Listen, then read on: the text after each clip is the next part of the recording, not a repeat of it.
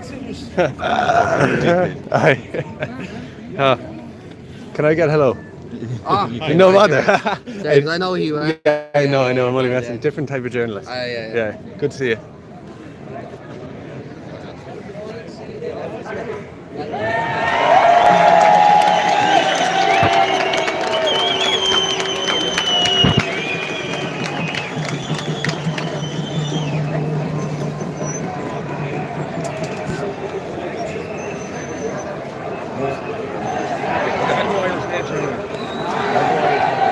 Hello. Hey everybody. Welcome to Dublin. I'm here at the demo against government immigration policy in Ireland. It's a big crowd. I'll come back to you guys.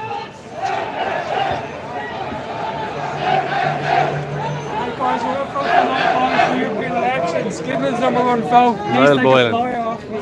Niall Boylan. Right. Sorry. Who are you reporting with? I know you got a hostile reaction there. Who are you reporting with? I'm pointing that way. Okay. Unheard. On her? You should have told him. Unheard is tolerable. I'm funny you Twitter. Oh, right. Okay. Good to meet you.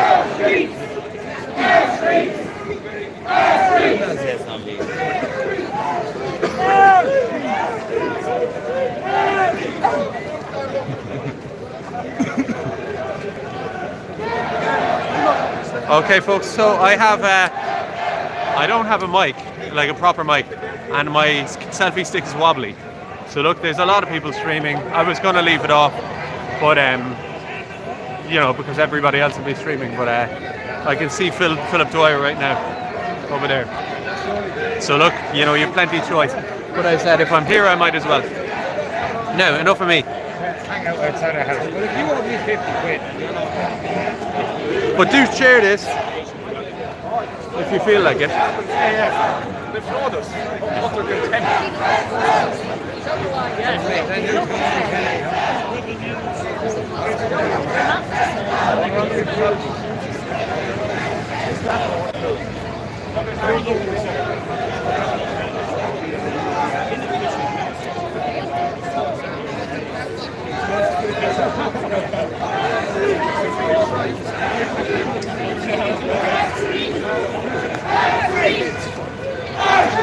So I'll get some big shots of the crowd in a while, guys.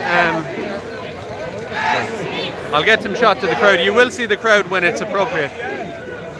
But this way. But in the meantime,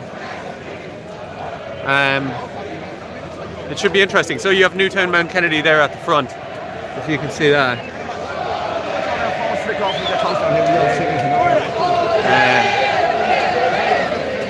Yeah, so this is Dublin. There's journalists everywhere of all types. I just bumped into someone from Unheard there. There's cameras everywhere. Mainstream media, semi-mainstream media, independent activists and journalists, including Mick O'Keefe right there. I'm just passing one after another, and cameras just galore. And I'm kind of at the front of the crowd now, so we'll get plenty of shots of the crowd in a minute. And it's just drawn a lot of I know there's a lot of international media and stuff here. This is a big deal. A lot different to 2 or 3 years ago when there was just a handful of people, So I'll try to find the chat there. I'll show you everything I see of interest, guys, don't worry. But so say hi in the chat, give it a like, give it a share, etc. And we'll see what happens.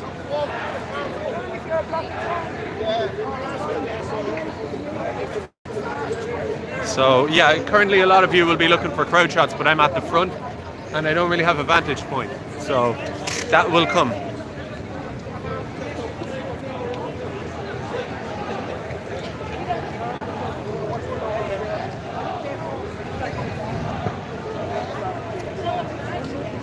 Economic migrants are not refugees.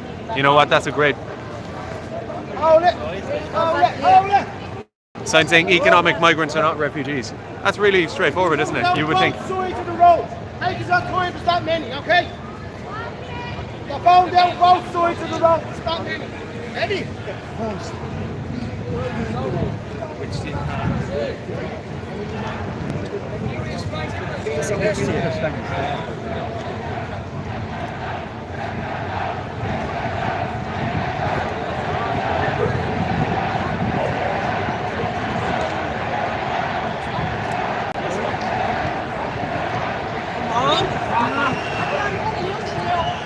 I don't know. Stay with me. We're going back to our house. They won't let us go down that way, the cops. What's happening? Did you say? They won't let us go down that way. Go down what way? They're making us go up this way. Down up the street. Oh yeah. Let's see what happens. Yeah, probably.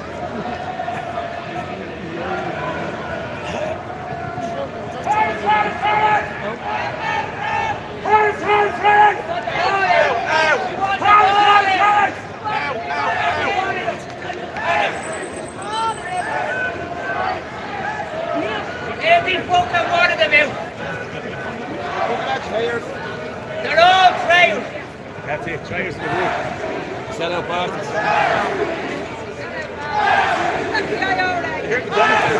They're all supporting the fucking invasion there. 100 years ago, our fucking forefathers fought against the invasion. Now they're fucking... Look at the tourists, guys. A couple of tourists there in their €500-600 hotel rooms. Sell out rats! See what?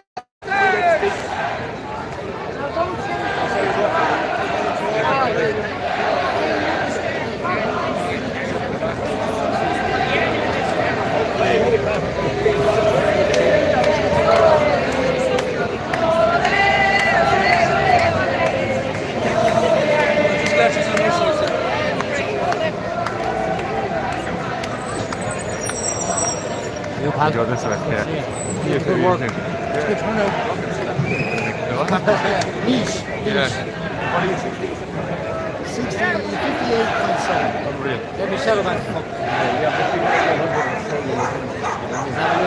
Well, no, I just mean.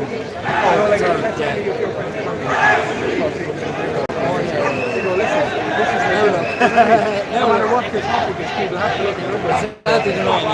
You're doing what you do, and it's successful. They had the next to tell you. It's not over. Keep moving.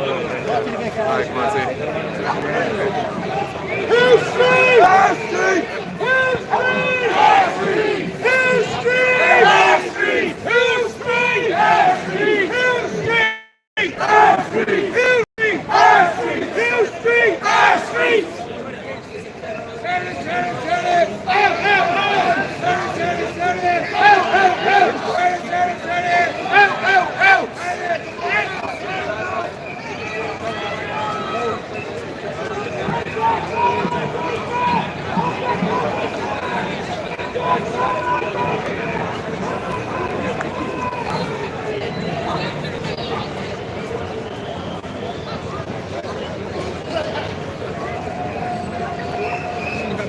Hi lads, so do please share this around because YouTube is actually really annoying.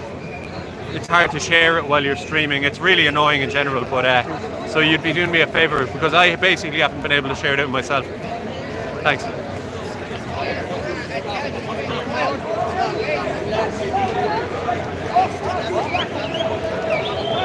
So we have Gardaí public order units all over the place.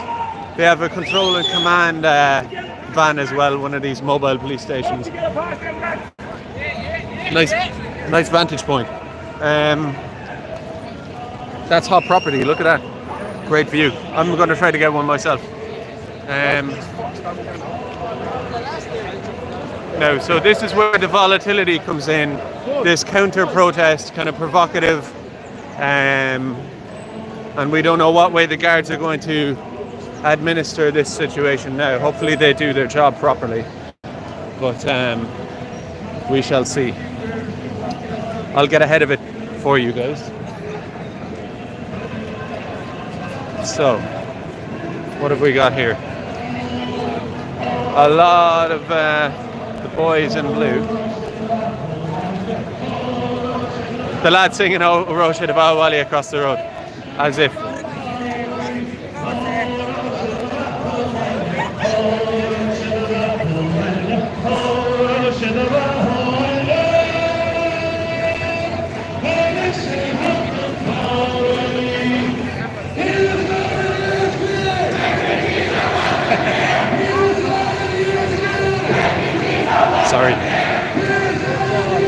had to do it. Yeah.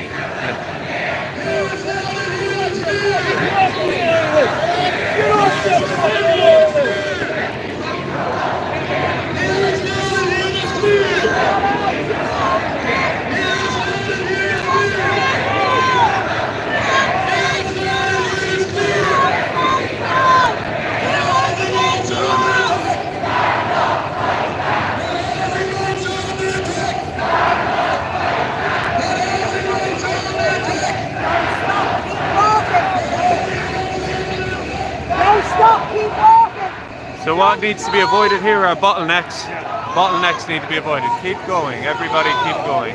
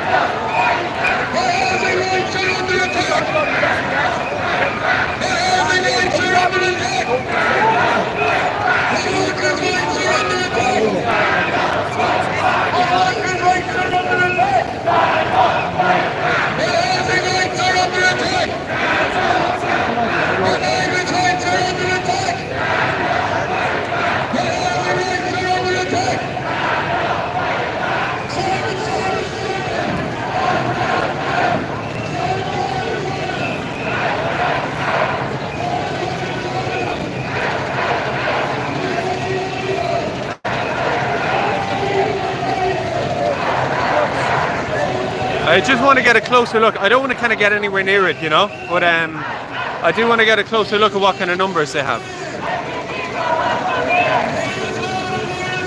Refugees are welcome here. Refugees are welcome here. Here is loud and here is clear. Refugees are welcome here. Here is loud and here is clear. Refugees are welcome here. Here is loud and here is clear. I just want you to get an idea of how small their actual crowd is. It's very small. Stand up, fight back. Housing rights are under attack. Stand up, fight back. Workers' rights are under attack. Stand up, fight back. Workers' rights are under attack. Stand up.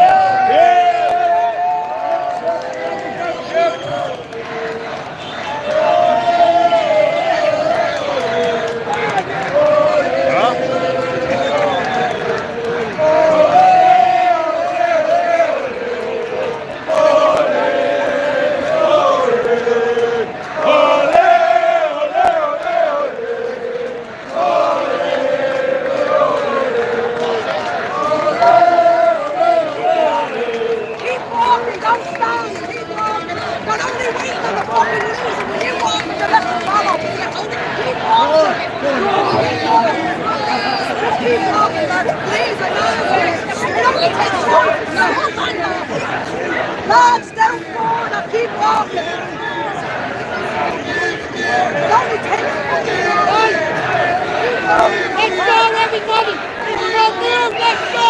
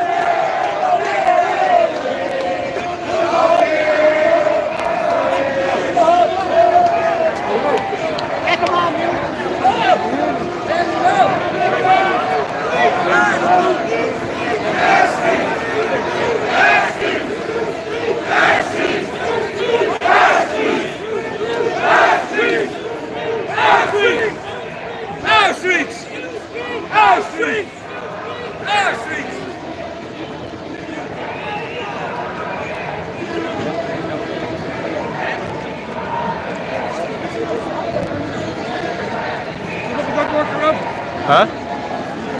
Thanks very much, you too. Oh, thanks very much. Yeah. Sitting at home on YouTube is easier than this video, I will say. It's just a guy said hello there. I'm just going to go on trust, deprive you of any more action from there, because if something goes on, someone will cover it. It looks like the pro-Ireland protest is moving on anyway, so that's a good thing. It might be less entertaining for maybe a viewer, but it's a good thing. So it's moving now. So what I'm aiming to do next is try to get up on a perch somewhere and get a good shot of the crowd passing, right, from a little bit up high. So yeah, that's the plan. Share and like and all that, please. I would appreciate that. So yeah, look. Right now I'm just looking at myself. We'll be back to the crowd in just a couple of minutes there. I'm just trying to find the vantage point. Murphy. Hello. How about yourself? Oh, how are you doing? What's your name? Brian. Brian. Oh, nice to meet you. You know me anyway. I don't know you. What's Yeah. that? Yeah. I haven't met you before, have I? No, you haven't. No. Okay. Because I never know, you know. Sometimes you've met people at a different protest or whatever. All right. Yeah, you're doing great work anyway. Oh, thanks very much. I appreciate Keep it it. up. Yeah. It's the last chance. Oh, it is. Yeah. Yeah, it is the last chance. Yeah. I'm jumping with these people here. Have you been an activist or something for a while, or did you just get involved? No, just my heart is pumping Yeah. with a mixture of rage and fear for what's coming to my country. Fair play to you. You know, some people criticise older, more refined gentlemen like yourself for not caring. There's a lot of people. There's a lot of young people who don't care either. But so remember 1916. Well, I don't. I'm sure you don't either. The vast majority of the people didn't care. But afterwards, do you want to go on live? Yeah, you leave it off. Yeah. But afterwards they're whinging and whining about the Great Irish people. I remember. Yeah. But this time, with a million migrants carrying swords. Here, I have to go take the videos. Nice to meet you. Bye, Brian.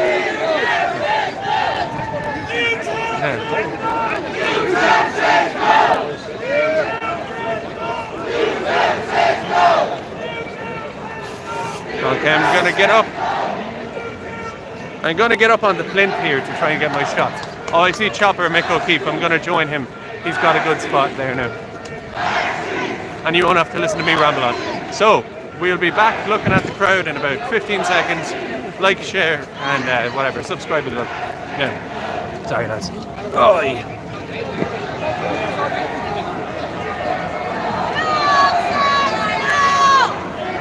Okay, front of the crowd, more or less.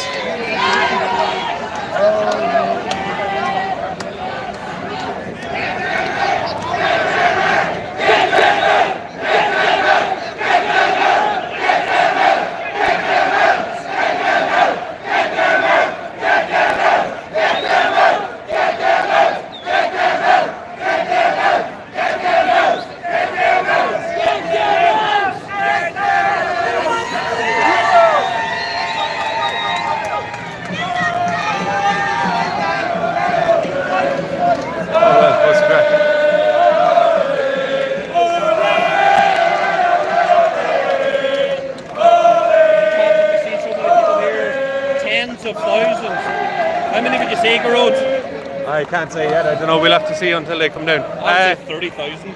Could be, yeah. So look at the flags right at the bottom there. Yeah. RT's going to say 400. Aye. Yeah. I'll say they will say 400 right there. Yeah. Good song, bro. You like the song? Yeah. It grew on me. You know what I mean? You have to listen to it a few times. Yeah. You want to say a few words there, Grode? Sure. Yeah. We're on. Hi, everybody. Yeah. So big crowd here.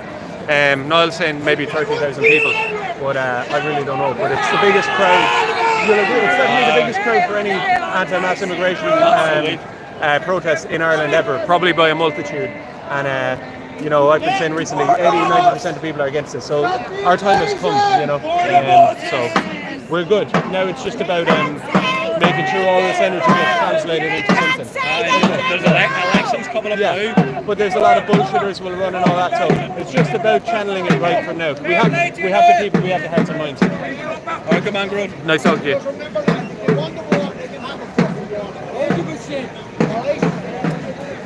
The still a crowd way down past the spire still. I was thinking 30,000 I'll go now, lads. And it is. So massive crowd. It just keeps coming, guys. Let me know if you want running commentary or not. Up to yourself, really, to be honest. I'm happy silent. I'm happy talking. Hello, ladies.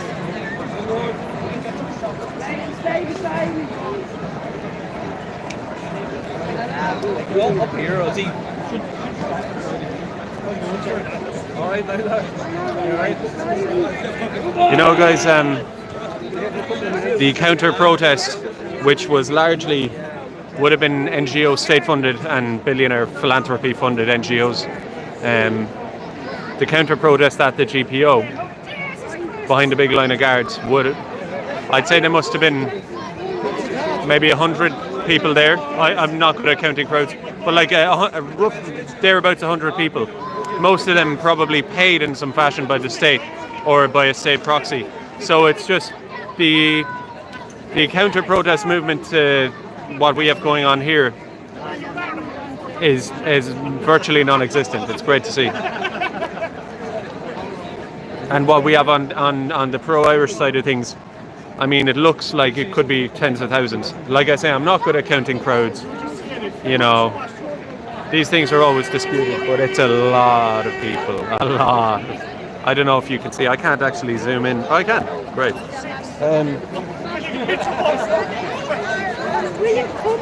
Yeah, it's just going all the way back, and it keeps coming. And O'Connell Street is a big street. Yeah. And bear in mind, like, a lot of them have gone around there already. And after the fact, people will have will analyse the crowd numbers from different vantage points and stuff. This is great.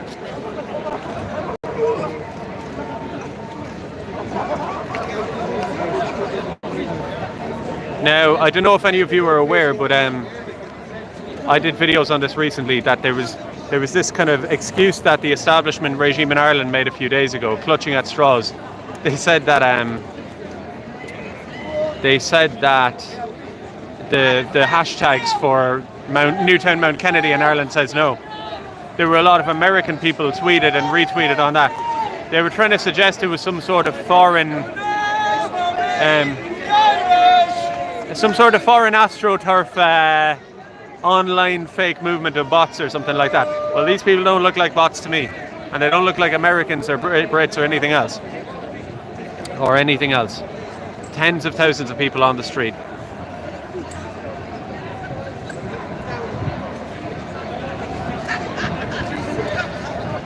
So, a couple of points I mention all the time, but it's worth rehashing. 75% of men aged between 25 and 29 in Ireland are living at home in their mammy and daddy's bedroom. Hey, nice to meet you. Hey. That's my name.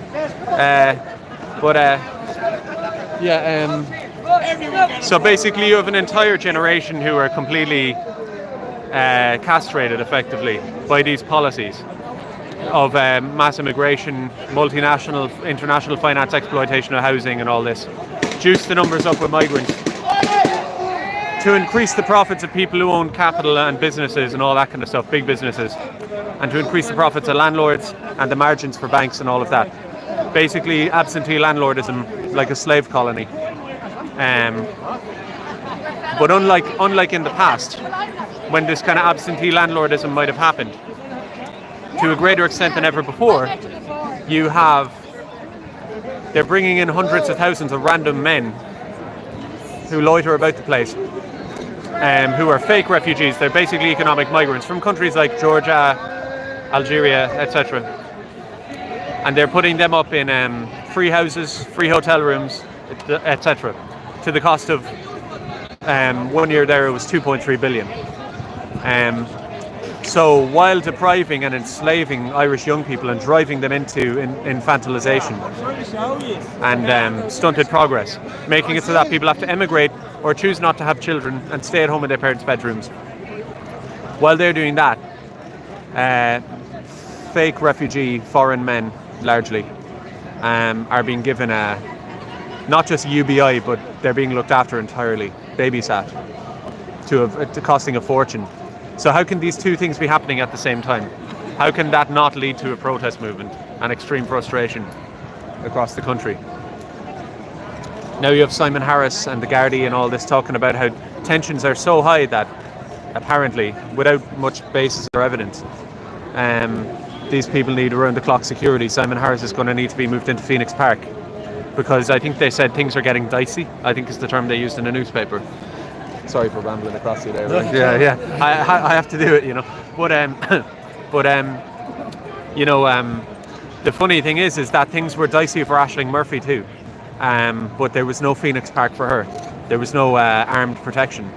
Things were dicey for her too because Joseph Puska, who never worked, who was in a 4 or 5 bedroom house with his kids. Imagine getting that.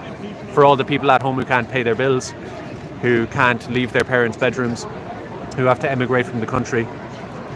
A 5 bedroom house in Tullamore would be lovely, wouldn't it? These are working people who are the working poor and often working homeless even, or hidden homeless. But Joseph Puska was grand in his house, cycling away. Nobody ever questioned, what are you doing here? Who are you? I love St. Patrick. So that's all good.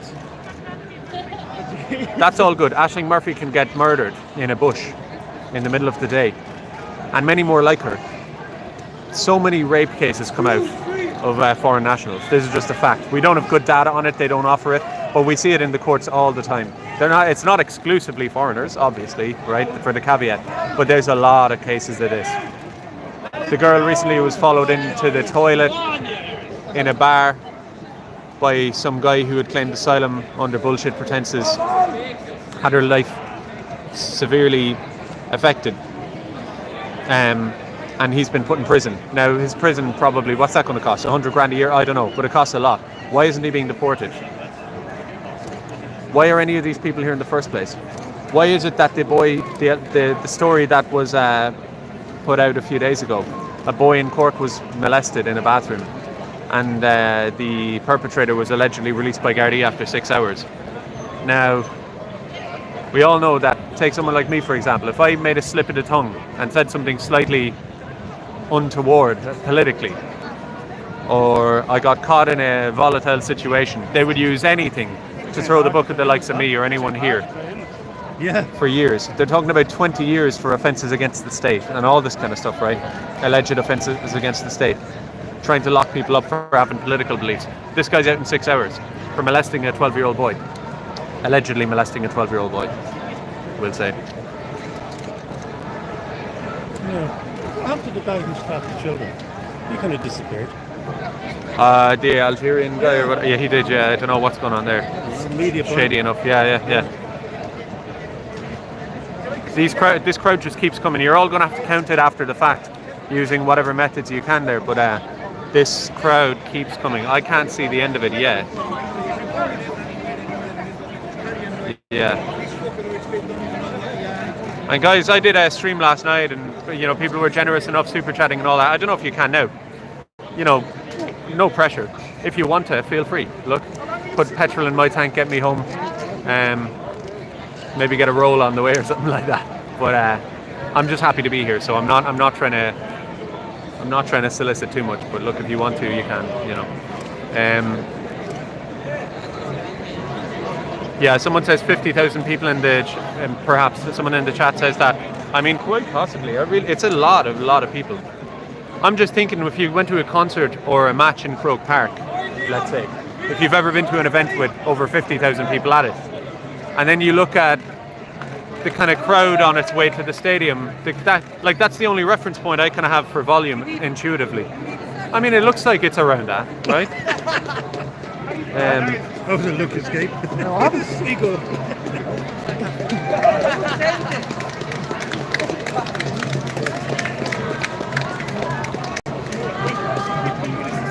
So this is another heuristic, lads. We have immigration is depending on the poll, the top concern in Ireland at the moment by a long shot. And about 2 or 3 years ago, it was 1%. Nobody cared. Everybody was distracted by other stuff. Now it's the dominant issue. It's basically the centrifugal, gravitational centre of Irish society at the moment. All conversation, all political debates, all economic debates, all revolve around mass immigration. And the state has spent the last 25 years since they began embarking on this project, about 25 plus years ago, excuse me, Ireland was virtually a homogenous country. There were some foreigners here and there, but you rarely, if ever, see one. Now you come to Dublin on an average day, maybe not today, but you know, it's hard to see an Irish face. It really is. So they embarked on this policy about 25 years ago, and there's lots of evidence out there that it was central state policy to keep a lid on this. And basically, as they were bringing in hundreds of thousands of people, and this started in the early 2000s, that unlike other Western countries, we wouldn't even have an opposition. We wouldn't have an anti-immigration movement or voice or media or politician. It was a omerta. And of course, you keep a lid on something for long enough, it's going to pop off at some point, and it's going to be, it's going to be felt either way. So what you have now is 25 years of enforced silence, the lid coming off, and here we are. It's now completely mainstream. And yet, even though it's a majority concern in Ireland statistically, and you can have however many tens of thousands of people are here today, and every other heuristic you can imagine that shows that it is the most mainstream opinion you could have in Ireland, effectively saying you're against mass immigration and want it severely curtailed, and people who shouldn't be here to be deported. Saying that in Ireland is akin to saying the sky is blue, or the grass is green. And yet, you could still probably be fired from your job in Google or wherever else. I know plenty of cases of this. So you could still be fired from your job. They're threatening to arrest people for hate speech, for basically criticising immigration, and harassing people left, right and centre. The Gardaí talking about monitoring people and searching for excuses to arrest people for having a political belief. So all those, how can those two things be concurrent? It's like a regime. It's similar to the Shah in Iran in his last days in the winter of 1979, something like that, where they just keep trying to crush dissent, rising dissent. But it can't sustain itself. They can't just lock themselves away in literal castles and fortresses and ignore the actual overwhelming wishes of the people. So this, there's a contradiction at play here, and the state just won't relent. They could easily do so. But they could implement practical, gradual and reasonable but effective immigration and demographic restoration policies, and they would have the support of 80-90% of the country, and they couldn't be criticised internationally. If you're criticised internationally, you just point to China, you point to Indonesia, India, even Mexico, funnily enough. Lots of countries have immigration controls. Mexico has a demographic law that the demographics of the country must be maintained and preserved for social stability, for obvious reasons. So does Israel, funnily enough. Not the kind of country I'd like to necessarily emulate, but they seem to get away. I mean, they're getting away with all sorts of stuff. All we want to do is nothing like what they're doing. All we want to do is have a little bit of sovereignty. So while Israel seems to be getting away with and supported in genociding tens of thousands, what's the crack? Oh, thanks very much. Sure, hopefully I'll see you down there, down at the custom house. See you, man. Yeah, well, they're getting away with that, and the US is supporting them. Of course, we're told that if we just deported people who shouldn't be here, and if we just made it so that Irish demography, that Irish people wouldn't become a minority in our own country, which we're well on the way to having that. Apparently that would be breaching all international norms. But it's the norm for China, it's the norm for all sorts of countries. The majority of the planet operates under common sense conditions, so I don't see why we can't either. So when the government say that they're tied down by international norms, that's bullshit, or that the world is just moving in this direction and that's the way it is now. That's not true. It's true only for a certain sliver of the world, which is the West. Europe, North America, Oceania. But that's basically it. It's not happening anywhere else in the world, this kind of stuff.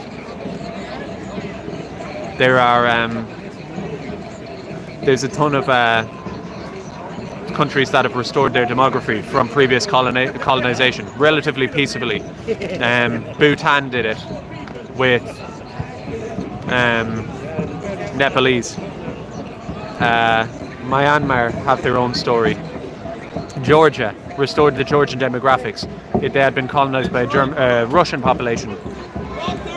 There's many cases of this. And immigration can easily be curtailed. Again, I refer back to China, a country of 1.5 billion people, part of the international community, on the Security Council of the UN, no less. So look, this is perfect. When they tell us they can't do it, it's lies. It's just that they refuse to do it. Our comprador political class, colonial administrators, they're lying. They can do it easily. They were able to lock people in their homes in 2020 for a flu and tell people who they could and couldn't have in their houses and implement digital IDs for who and who could go to a restaurant or not. My pregnant wife and I, at the time, she was 9 months pregnant, we were out in the cold outside cafes trying to get a bite to eat when we were away from home, and we had to sit out in sub-zero temperatures, a pregnant woman, because we didn't have a digital pass, and they were able to get every restaurant across the country to enforce that ruthlessly. So, that's not good. But what I'm saying is the idea that they can't take action outside the norm efficiently to achieve a certain objective, desired objective, they can do whatever they want. They've demonstrated that. And we're asking for much less than that, much less restrictions on freedom, which is just simply the people who shouldn't be here should be deported. They have a home. We have a home, they have a home. They're very straightforward. And more people, the people that are streaming in, hundreds of people every day are being added onto this problem. They could easily stop that. You don't even need to go to Rwanda or the border with the 6 counties or any of that. You could just cut off all the incentives and add in a few punishments as well. Easy peasy.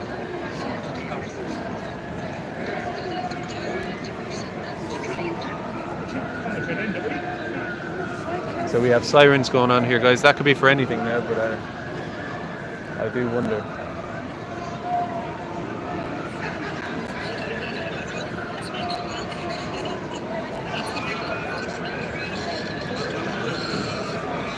Okay, I'm kind of interested by that siren. What is it? It's a fire brigade.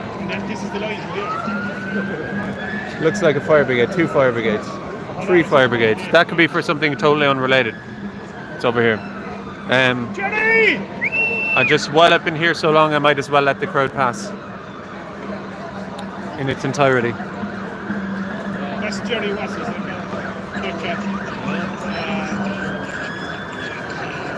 he's a doctor that came out, he got his license taken out. Yeah, I think we're coming to the end.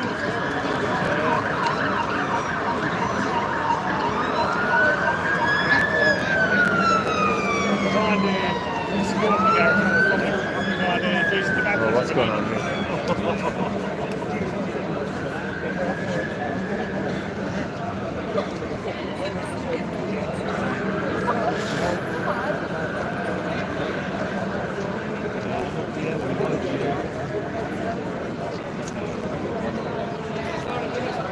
Okay, just for historical record there, guys, that looks to be the end of the crowd. You can see it there. There's a couple of stragglers at the back. It must be 10-15 people. You can add them to the count. I'm going to go.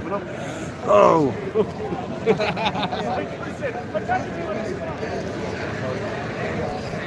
Hello. So I rambled my head off there. Maybe some of the usual spiel, but it bears repeating, doesn't it? So that was massive, guys. Like, I've been to a lot of these things. Just according to time. Let's say if you use time as a metric. I've been to ones that have had maybe 5,000 people. And it felt like, and I've been standing on that vantage point right there. Oh, what's the crack? How are you? What's that? Up to Joe! That's how we end this, people! 1937, the Constitution of Ireland. There you go, lads. The Constitution. It's got our backs. That's how we end it! That's how we end it. Yeah. Nice one. So yeah, that's the Constitution, lads. I don't know, will it do it? But I don't know, will the Constitution alone? Maybe, I don't know. Maybe they can explain it to me in greater detail on a different day. But thanks very much. I'll hold on to it. It's another one rock in the heron. For those not Irish. That's the Constitution of Ireland, Bunrock na Héireann. So yeah, you know, like I've been at that same spot, and it feels like 5,000 people were passed, you know, in a tiny fraction of that time. I don't know how long I was there. I was there for ages. You know, a couple of thousand people would go by you in a few minutes there, easy. So off down to the custom house now.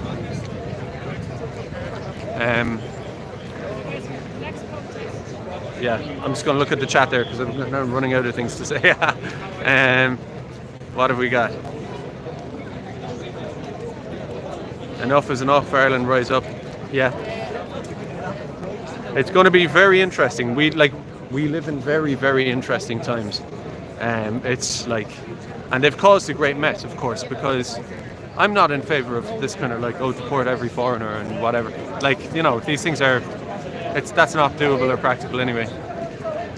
And it's not even desirable, you know. Every country has some foreigners in it. It's not a question of that. It's just a question of extent, what direction you're travelling in, how the country is administered, what's fair, what's reasonable, what's just.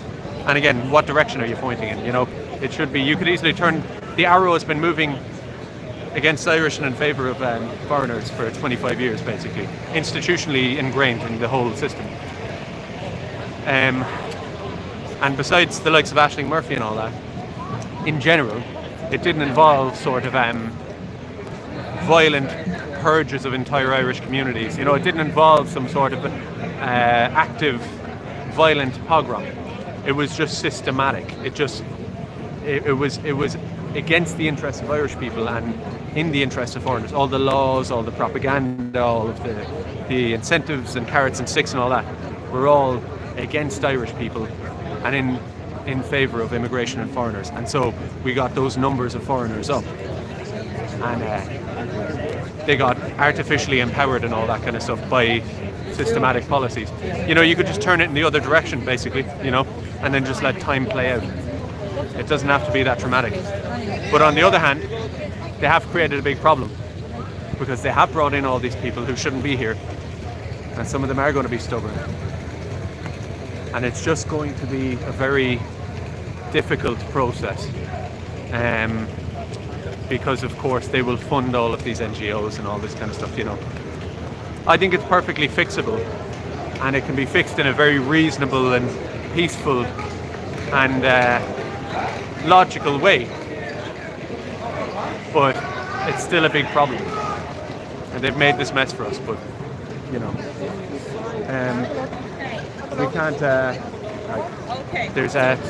There's no good way to fix it. You know, there's no easy way to fix it, but not fixing it is worse. So, you know, not fixing it means Irish people just end up getting wiped out, basically. And end up not as first, second or third class citizens, but like total underclass, totally discriminated against and impoverished. So, you know, it has to be done. We just have to restore sovereignty in this country, simple enough. Okay, I'll just show you some crowd, guys.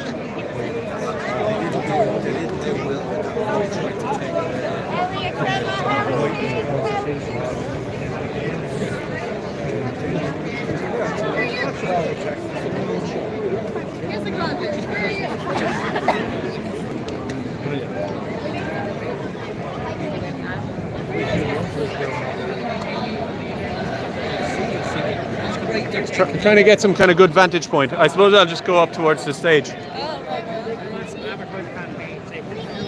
Probably the only place to get it is just up on the steps. Yeah. Sorry.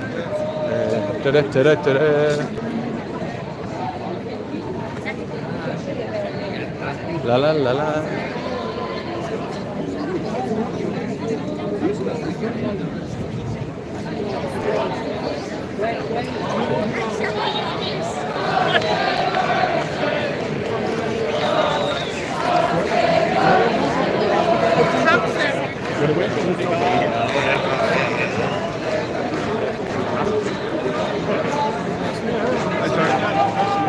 Hey, what's that? How are you getting on? I'm not pointing it at you. I'll put it over here.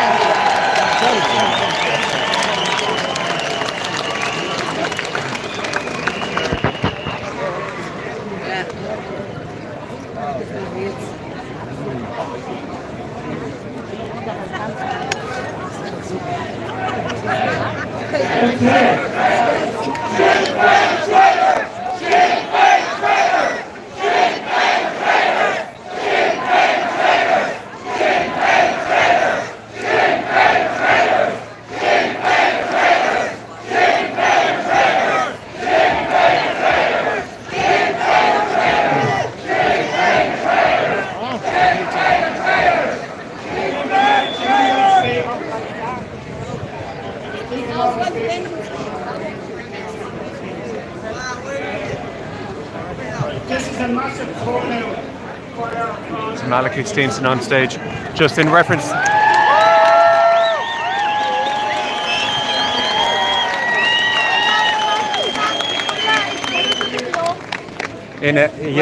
What's the crack? I'll just whisper up close to the camera here so you can hear me, guys. Pierce Doherty recently.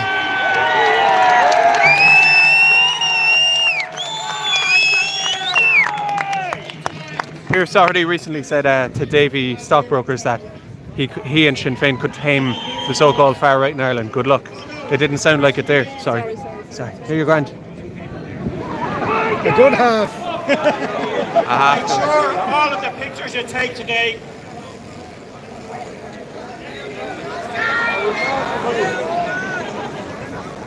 Silence by RT! I'm sure you share it all out across social media, nationally and internationally. In March, we showed this government what we call it by rejecting their two referendums. They're not even going to bother running the next one. On June the 7th, you will have an opportunity to say to this government what you think of them yet again.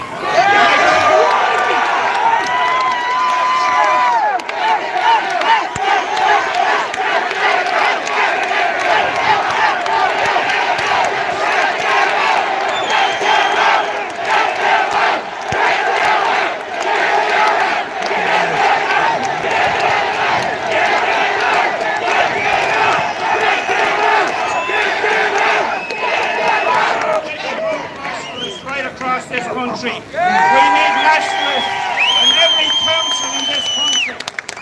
We need nationalists elected in the three Irish constituencies for Europe, where we will link up with other people of a like mind who are determined to stop the rot that's happening right throughout Europe.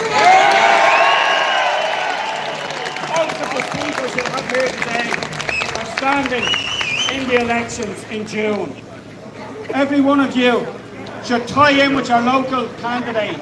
Give them a hand, whether it's folding leaflets, being on social media if you can't get out of the house, sticking leaflets in doors, knocking on doors, or even just telling your friends and your relations that these are the people to vote for. Do it! Share the stuff! And the first speaker, Jenna London, followed by Susie Delaney after that.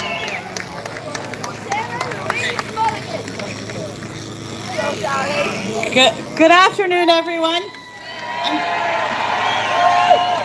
My name is Jana London. I'm a mother of 2 small children and founder of the Natural Women's Council. And like the rest of you here today, I have come to the unfortunate realization that we've all been placed in an abusive relationship with the Irish government.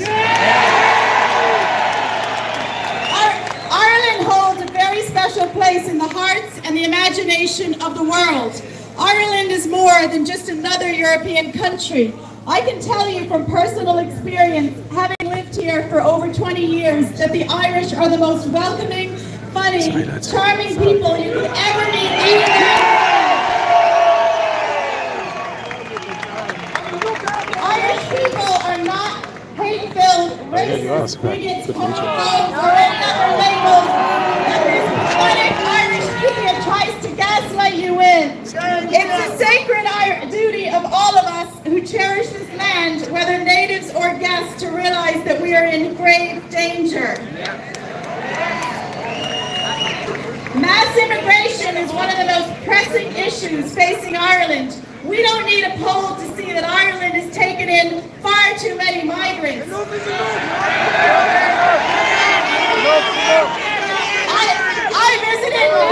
I visited Newtown, Mount Kennedy last week.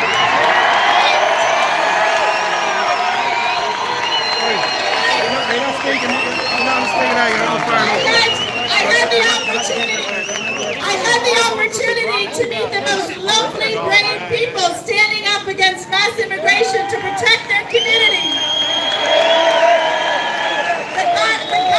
The Garda put up a barricade stopping these locals from walking down their own road. Locals have to go through a police checkpoint to go to and from their home. And the local GAA club has been blocked off by the Garda, so communities cannot even gather at the pitch for the Irish sport they love. What we witnessed in Newtown, Mount Kennedy, when the riot squad used brute force, batons, and pepper spray against peaceful protesters. This was a turning point for Irish people. There can be no doubt in anyone's mind that the state and their agents are hell-bent on mass immigration into our communities against the will of all you good, decent people. And they will use whatever means they can to make this happen. We also witnessed on mainstream television that Irish people opposing mass immigration being referred to as terrorists. We can see the trajectory of where this is going, but they will fail. The fools, the fools, the fools. Have the Irish government not learned from history that repression breeds resistance? And I commend the people here.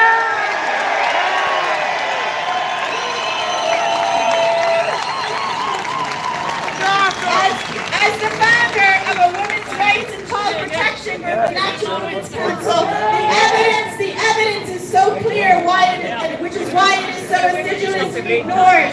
The stats speak volumes. In Sweden, foreign-born individuals represent a disproportionate percentage of rape convictions. And in Germany, foreigners are 12% of the population, yet 67% of violent gang rapes. This is not racism. These are facts.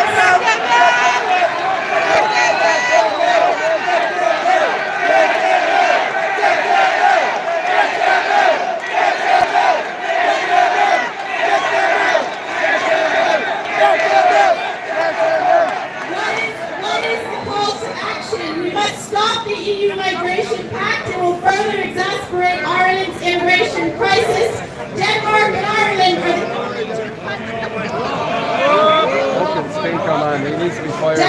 Ireland are the only two countries that have the legal right to opt out of these mass immigration policies.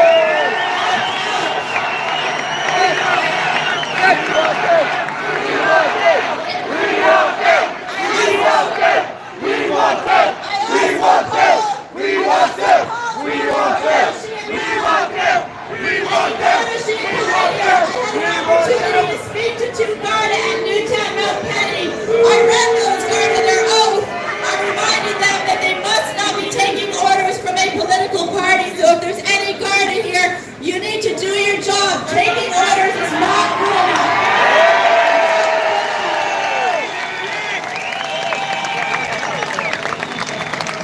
I'll wrap up in 2 minutes. I'm shaving what's up. I say to hell with the propaganda spinning these so-called international. We have more than paid our price. The last crisis we had was the banking collapse, where Irish people took 42% of the We have more than paid our price. So you've all heard of the Irish way, but we're not. Far from it. Let's call for the great Irish. 10,000. Fix that mic! Fix that mic! Fix that mic! So we have learned, and I'll wrap up by saying that the politicians are saying that the Irish people need to learn their lesson when they do this no-blame COVID review. But what I will say to those notorious Irish politicians is the Irish people people learned one thing, and that is that you cannot have democracy without accountability. So here's a message loud and clear to this Irish government. We demand accountability for the mass. We learned that we demand accountability for the mass immigration policies wreaking damage across the country. We demand accountability for the 40 billion euros you wasted during COVID when Sweden had no lockdowns. We demand accountability for the lives of our brothers and sisters who were injured or who continue to lose their lives prematurely from the abject failure of government policy.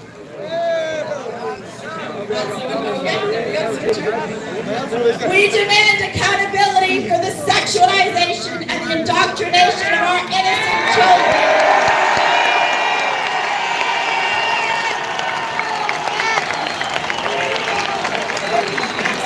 Young children are being sexualized in state-sponsored child abuse in our schools, and please visit naturalwomenscouncil.ie to see the campaigns and the new series Story Time for the Irish Mammy so you can see what your children are being taught.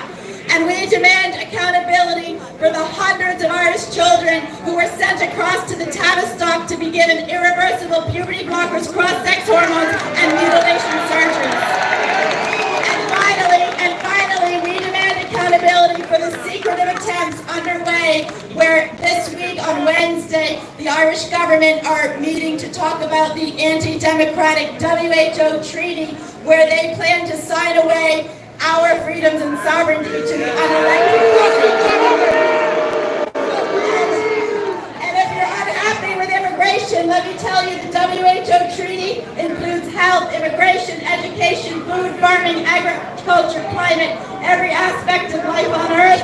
We're not hearing about that, and this is the loudest noise we need to make against the WHO treaty.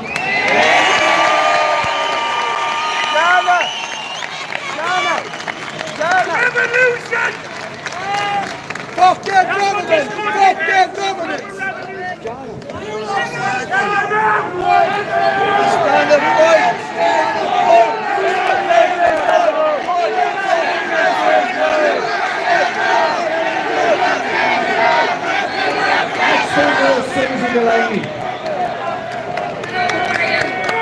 Can everybody hear me? Because I've lost my voice. I'm coming well past the days. That's a hard speech to follow. I'll do my I mind it. Can you hear me? Yeah. Okay. I have a question for you all. Do I look like a terrorist to any of you? Last year, it was reported in a British newspaper, not an Irish one, that Gardaí are increasingly concerned about up to 100 Muslim prayer houses, which they believe are being infiltrated by radicals. And yet the establishment threatens to jail us as terrorists for up to 20 years in jury-free courts because we're concerned with open borders that are inviting terrorists into this country.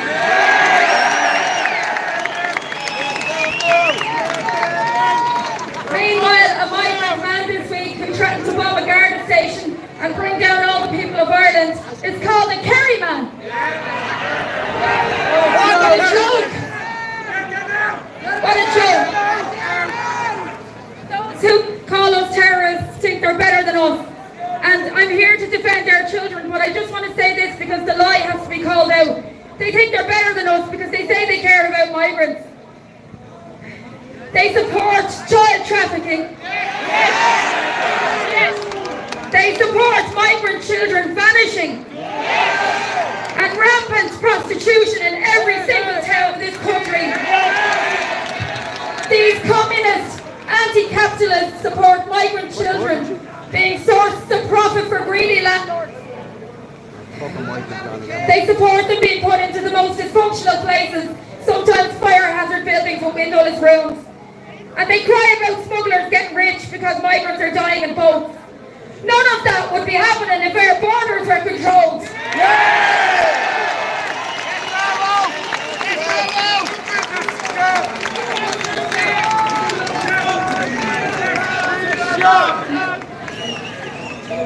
And why aren't they in their areas if they care so much?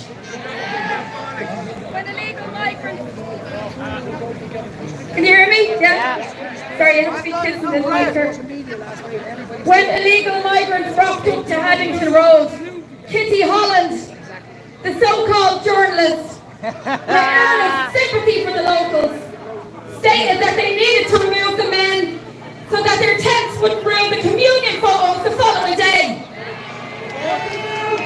The same Kitty Holland referred to Aisling Murphy's boyfriend's views in his victim impact statement about his murdered girlfriend as far right.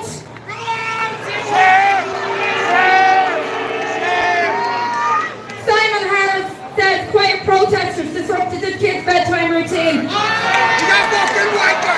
As he destroys his children's homeland. Thanks to Simon, when I venture outside with my child, I'm fraught with anxiety every moment of every day. In my home, I don't feel safe. When I drop my child to school, I say prayers for her protection that she will be safe. I know that when she's older, I won't be able to stop her from going out alone, and I dread this. Instead of looking forward to her being independent or enjoying her childhood, I'm scared. And I believe when she's 18, she'll leave this place and she'll never ever come back. And all your children will probably leave too.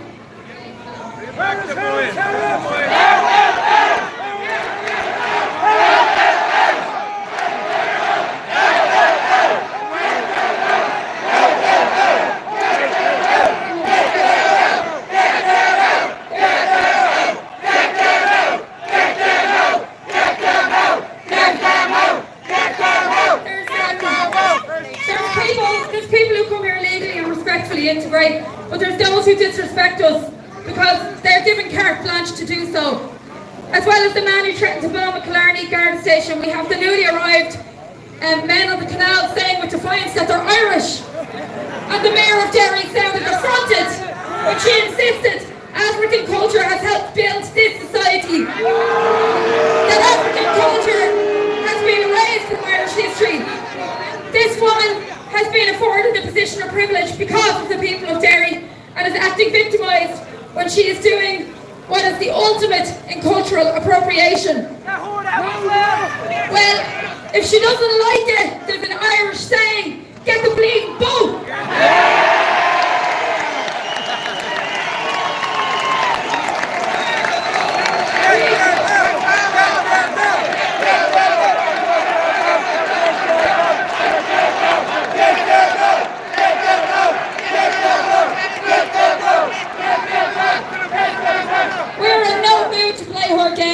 And with this behaviour, she doesn't care about her fellow migrants, let alone us.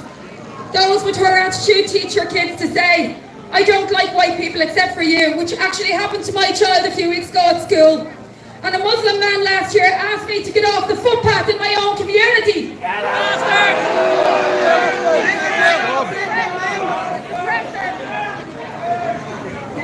The press are here, I'm sure, awaiting their sound bites. And to them I say to you, you point your finger at us, but now the whole country is pointing right back at you. You are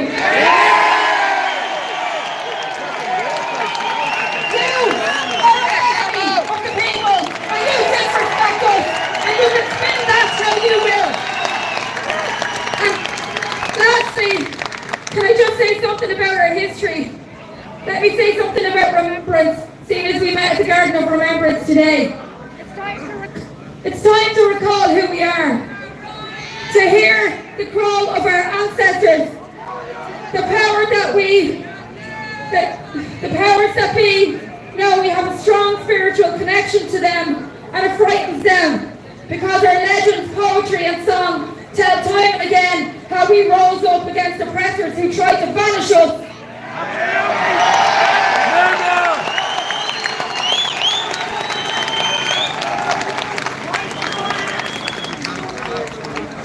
Since what happened to, I won't keep it too much longer, since what happened to Aisling Murphy, I've thought about how her name means dream or vision, and I'd like to say just a little bit about that before I finish, in memory of Aisling Murphy and others like her. Aisling was the living embodiment of a beautiful Irish dream who was destroyed by the antithesis of her, a worthless human incarnation of an evil nightmare that was allowed into this country. Before Aisling ever became a name that was chosen for Irish girls, it was a term referring to a form of Irish poetry known as an Aisling, funnily enough. These poems are recited today through traditional songs, and it was a fitting name for a girl who loved to play the music of her homeland, and a name carefully chosen by her loving parents. In these Aisling poems, the country of Ireland appears in the form of a captivating heavenly woman who called for the people to rise. Erin goddess Erin often appears and promises to protect her children, driving the enemy from the land, and it is said Ireland will be saved and filled with singing birds in all the branches.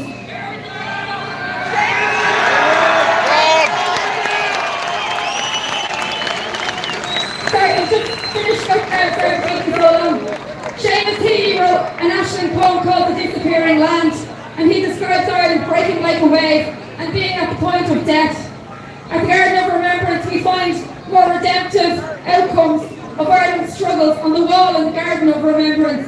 There an Aisling poem is inscribed beneath the children of Lear, and it includes the words, "In darkness and despair we saw a vision. In the winter of bondage we saw a vision, and the river of resurrection flowed from it." I like to think of those words and that they foretell our success in this battle that we're facing.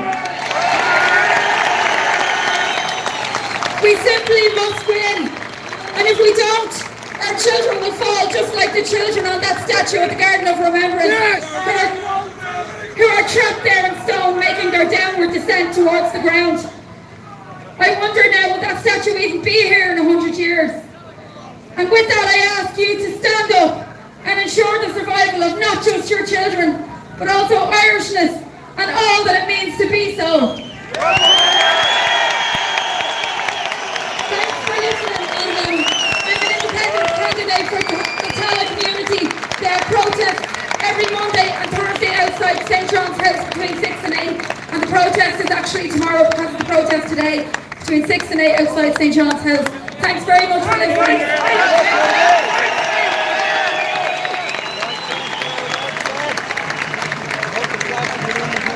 Like and share there, lads. Like and share. That was amazing. Susie Delaney. The next couple of speakers will be representing the number of political parties that are here today. First one will be Herman Kelly, Ben Gilroy, followed by Derek Roy, followed by Patrick Quinlan from from NT. And they assure me that they'll be short speeches.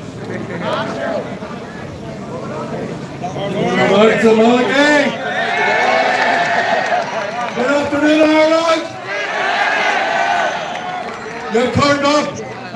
You know, at the start of the stick 100 years ago, you used to say Fianna Fáil and Fianna Gael and all these parties, they used to have political dynasties. But what they have now, what do we have now 100 years after? It's political dysentery. 5 years ago, when we started up the Irish Freedom Party, 12% of the population in the south of Ireland, the 26 counties, where they say officially non-national. Within 5 years it's now officially 22%. Now you may have seen an article in Grip there 2 weeks ago that if the rate of immigration continues at that rate, by 2050, Irish people will be a minority in our own country. Are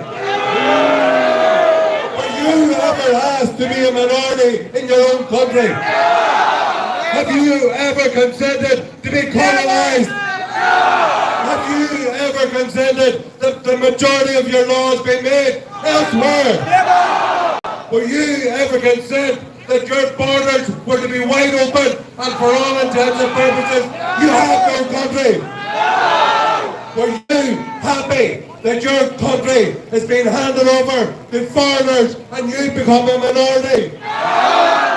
So what we have to do is that political class. Now, wait, build it. The political class in charge of our country at the minute, those who have taken power by the ballot box, we've got to, thank you, replace them before they replace us. Get them out! Get them out! Get them out! Get them out! Get them out! Get them out! Get them out! Get them out! Get them out! Get them out! Get them out! Ireland! All these Fianna Fáil, Fine Gael, Sinn Féin people the Irish Luftwaffe. They have destroyed, they've bombed, culturally bombed our country into oblivion. We have been colonised in 3 different ways. Demographically, we're on the way to being a minority, and we never consented that. Economically, we've given up control of our own currency. Our interest rates are set for the good by the ECB of France and Germany and by the euro currency. And of course, the EU, our colonial masters. They're the people who've plundered our fishing waters for 50 years, who've imposed 64 billion bank debt on the Irish people. And not only economically, demographically, and legally. Irish law, no. In matters of EU competence, EU law is superior to Irish law, the Irish Constitution, and the Irish Supreme Court. We never colonised, we never consented to be colonised. The man and woman of 1916 never consented, never lie down and be colonised by anybody. This is Ireland. Ireland belongs to the Irish people.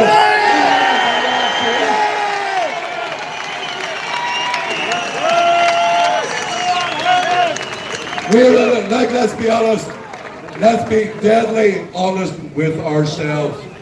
Ireland is in a very bad way. People who've lost control of our nation state through their laws, loss of our language, cultural identity, loss of our religion, all the markers we never identified as white people with Britain because they were different in religion and different in nationality. So what we want, the Irish nation has existed for a very, very long, think of it, all you here, all the Irish people here, just since the plantation of Ulster, 400 years, it has taken 4,000 parents, great-grandparents and great-great-grandparents that you as an individual exist and are here today because of 4,000 people before you have struggled, have worked, and have laboured, and have loved, and have gone through pain that you can beat. We will never give. I like somebody then. A better one. We will never give up. We will never give up control of our country. We're going to take control of Ireland back.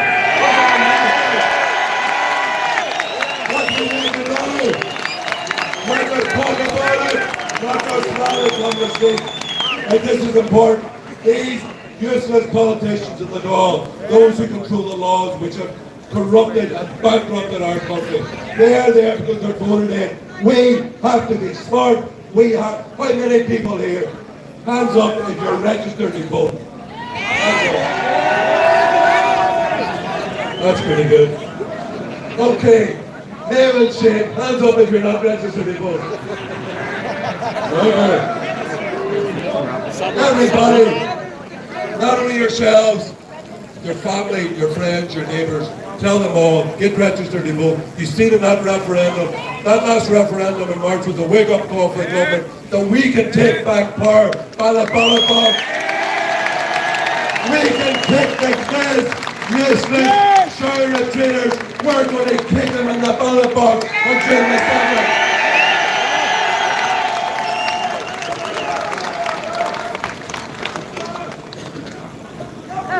I'm running. There's a number of Irish Freedom Party candidates. are running other nationalist candidates. Thank you, Doreen. I love that.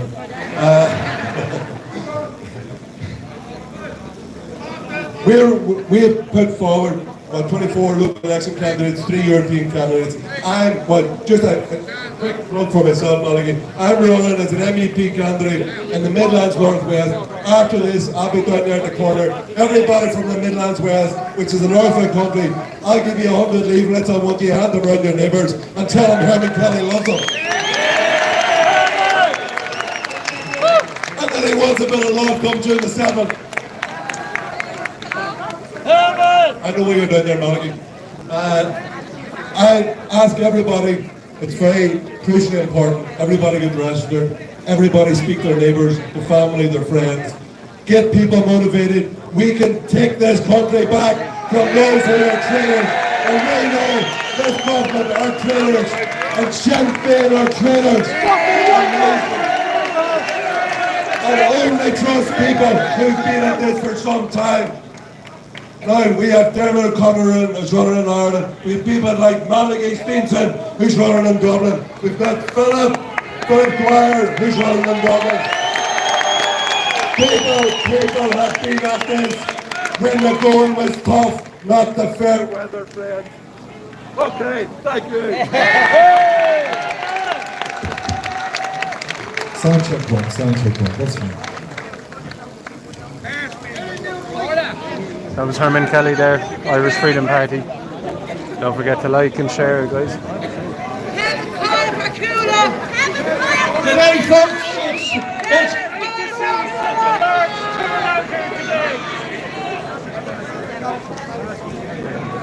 There you go.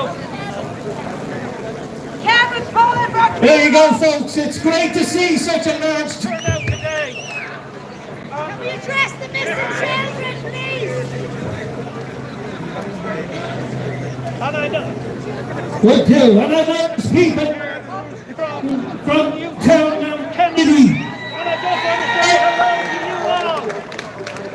Now, somebody give them a shout.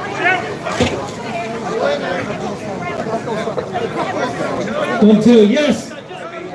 Now, take me.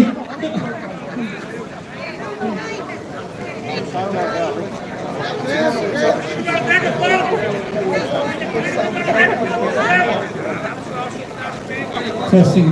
So just to the people of Just share it.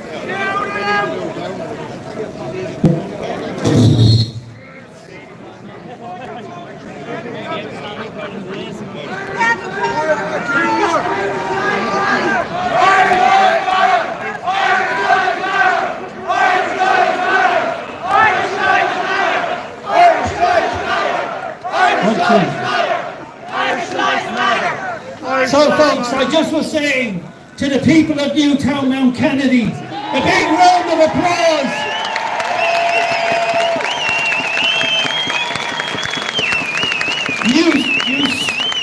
You stood strong in the face of guarded brutality, trying to save your community.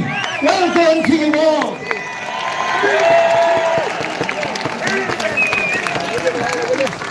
Folks, I want to say one thing, and I want to make it very clear. This government does not serve us. It only serves itself and the WEF globalists.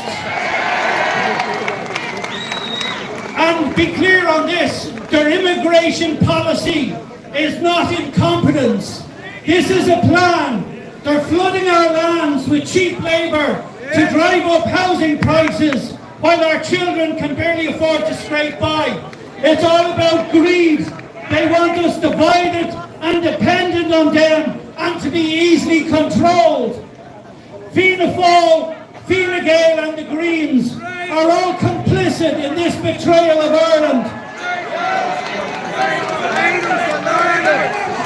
The Greens, blinded by their own stupidity, prattle on about 15-minute cities and culling cows because they fart. Green Party members fart also. I think we should cull them at the next election.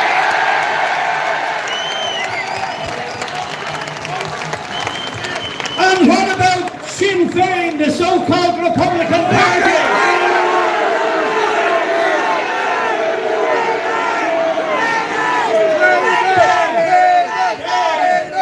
They have the audacity to label us as far right.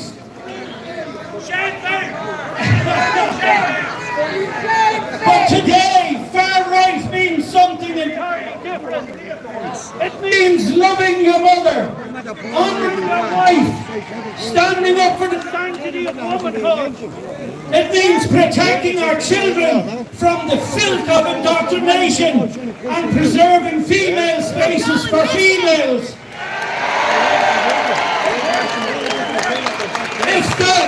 If that is far right, count me in and count yourselves in.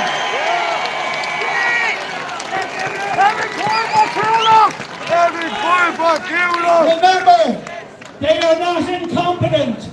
They're doing the Global 2030 plan. They wear their little coloured badges. You'll see them with them. Know your traitors. So how do we fix it? We fix it. Yes. As well, yes.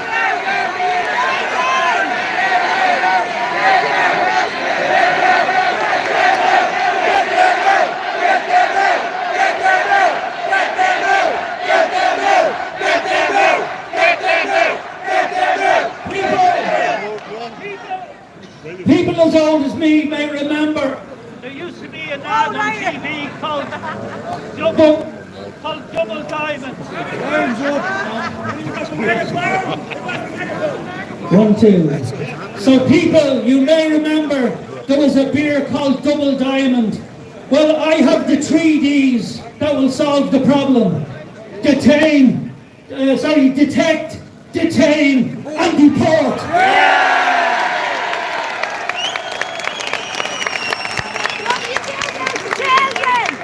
So we do what we do best, by standing together and voting with conviction, and never relent until we have purged our lands of these traitors. They tried to dismantle the family unit in the referendum elections, but we gave them a very clear message by rejecting their woke nonsense. And mark my words, we will show them again in the local elections and ultimately in the general elections, and put them in the bin of history where they belong. So the time for action is now. Let's rise together. Let's claim our sovereignty, and let's build a future worthy of our children's dreams. Together we will prevail.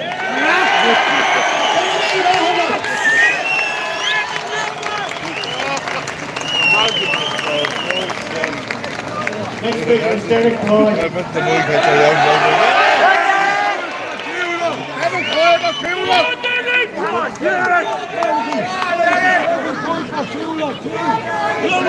Just pretend there's nobody here! All right, Dublin!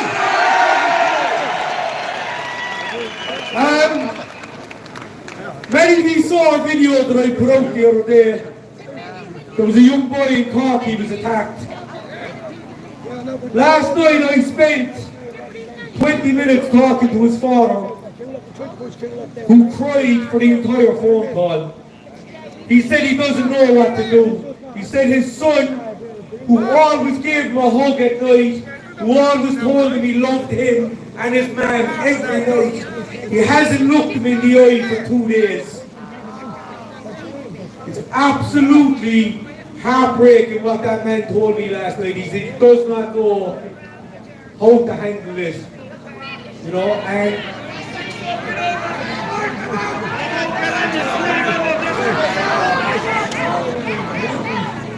I shared the photograph and the name of the man that attacked his son this morning.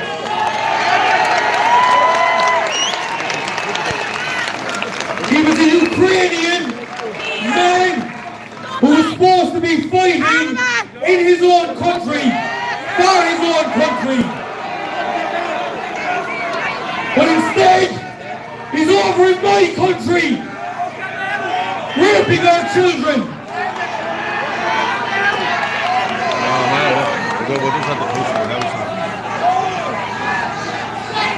Some people criticize me for putting his face and his name on the internet because it might jeopardize the case. This is the same judicial system. Helen McEntee and Drew Harris, who sent the RUC here today with their buttons to threaten us. We have a chance. We have a chance to push back against this next month. We've got a really significant chance of taking back control of our country. There are men and women standing for election locally and for European elections. There's one here on the microphone. I'm standing in my local forum. I'm standing for European elections. Philip Dwyer is up in the steps here.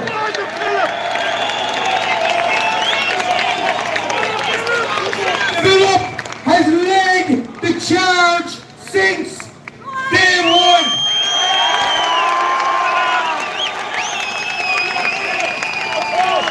Since day one, and Philip, he's down here live streaming. He's not bursting to get on this microphone, but you know what he has to say, because he's said it all already. He doesn't need to say anything else.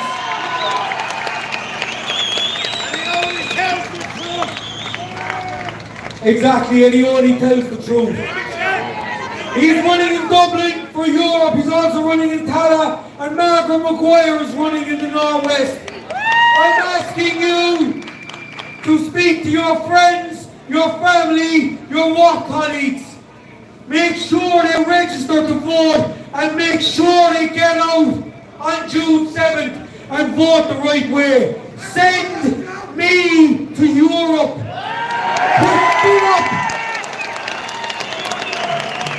Put Philip beside me and put Margaret on the other side.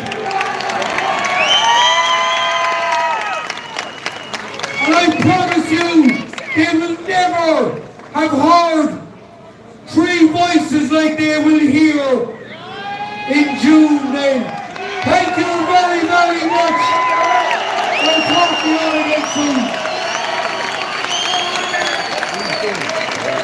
Patrick Finland from the National Party.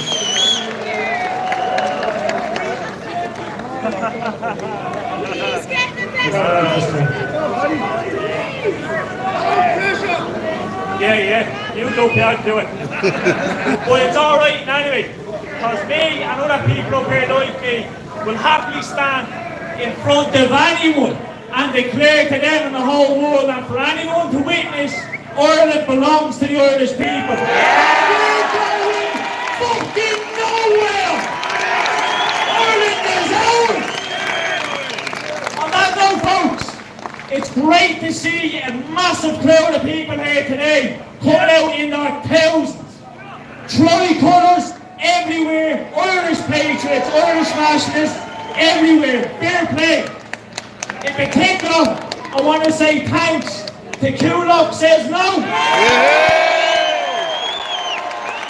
The Dinglish says no. The Tanya says no.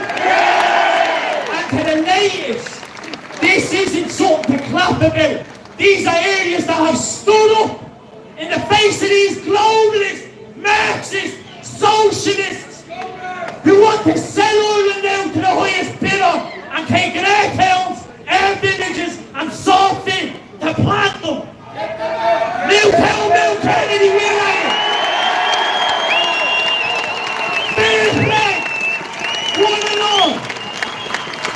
You have my support fully. You have the National Party support fully. But I'm not going to get into the talk. The Irish people have been completely let down by their leaders. The scale of this betrayal is unprecedented. Our ruling elite seems to be serving the interests of global capital rather than the needs of their own people. These high-priced politicians have taken away the Irish people's way of life, our land and our pride. But be proud to be Irish. Be proud of the land that you inherited. The blood coursing through your veins is yours and no one else's. That's a fact. Give that man a point.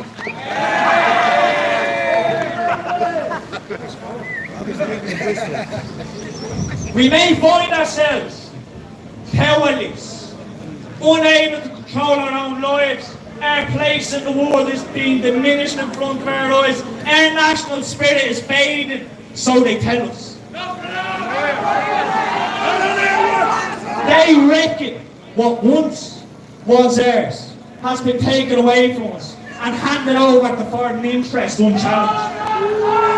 What we once cherished, they suppose, what we once cherished is now mocked and belittled by those who perpetuate this crime against our people and against our nation. But as Pearse said, and as the National Party stands and asserts, you cannot conquer Ireland. You cannot conquer the Irish people.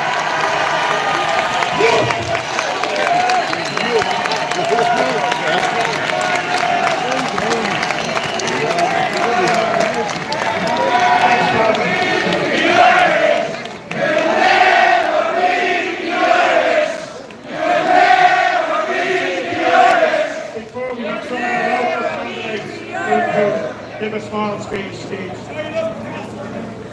It's fabulous to see such a huge crowd again here today, despite all the obstacles. When you look around here and you see our tricolour, which we took back from the staters, it's our flag and it's our republic. And we won't let them destroy it as they've done for the past over 100 years. Every day we hear of another scandal or another shocking event.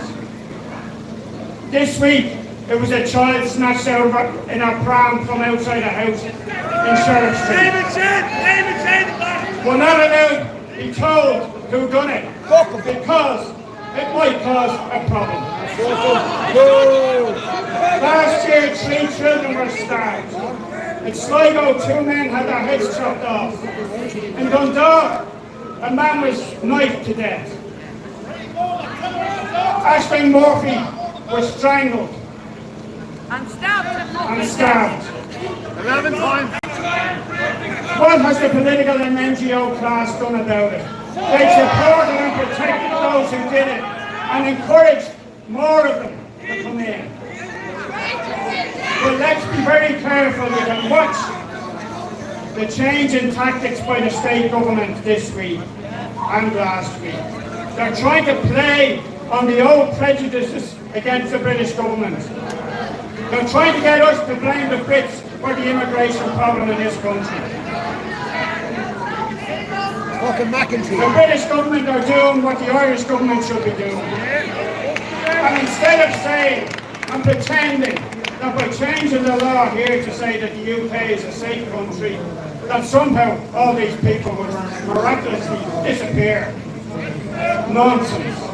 What they should be doing, saying to Richard Sunak, is when your plane takes off from wherever airbase in England, keep a few seats on it, land in McDonald, and we'll fill up the... This week again we found out that the guy who brought that case to the High Court, funded by NGOs that you pay for, to say that it wasn't safe for him to go back to the UK because they might send him to Rwanda. It's more likely that it wasn't safe to send him back because he was a sex offender. Helen McEntee knew that and refused to put him on the offenders register. They don't care. When we said in November 2022 that people were coming in directly from the UK, having lived there for years, we were called liars, we were called fake information and everything else that they said about it. We were right then and we're right now. But don't accept their figures of 90% coming from the UK. Because that would imply that there's nobody coming from anywhere else. They moved on the people from Mount Street in a PR exercise. The next day, they went to Dublin for the Balls Bridge. They were quickly moved on from there. So it seems that the refugees, our welcome brigade, who could only muster probably 100 people today, are probably over in Trinity. Soon dispatched them from Balls Bridge. So it seems refugees are welcome here, but not in D4. And if you look right around the country, it's working class communities that this is being foisted on. They said last week they want to buy up every property they can to house, not our own homeless people, which is now 14,000 at the very least. They want to house people who are not even in the country yet. You have an opportunity in June to begin that change. They won't be coming in to kill us. The people in Newtown and Trinity saw the wrath and the intentions of this state last week. When the public order unit under their new commander Drew Harris played his craft well with the RUC, and he learned it from his father when he was beating people off the streets and off the bridge in Port Collett in 1969. And look where that led.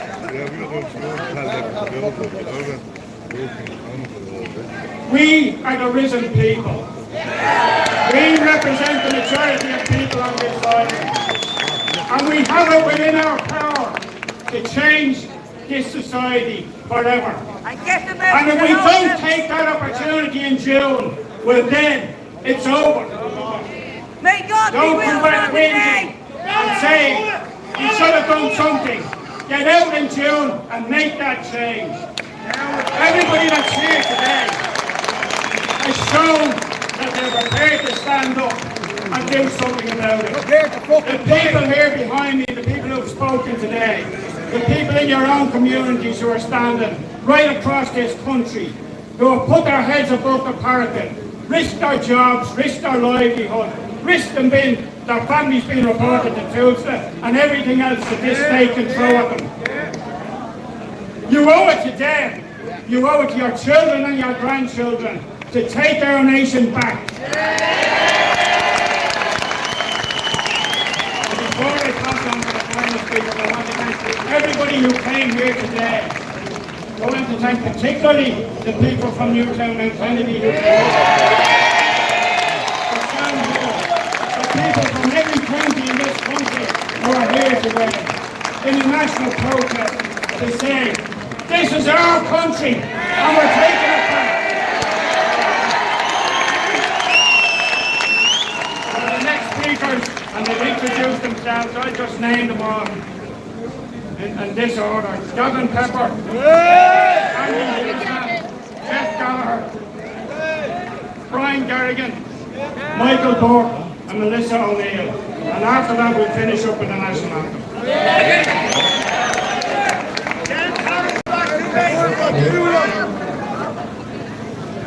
How is everybody? Right. We all know why we're here. Everybody knows why we're here.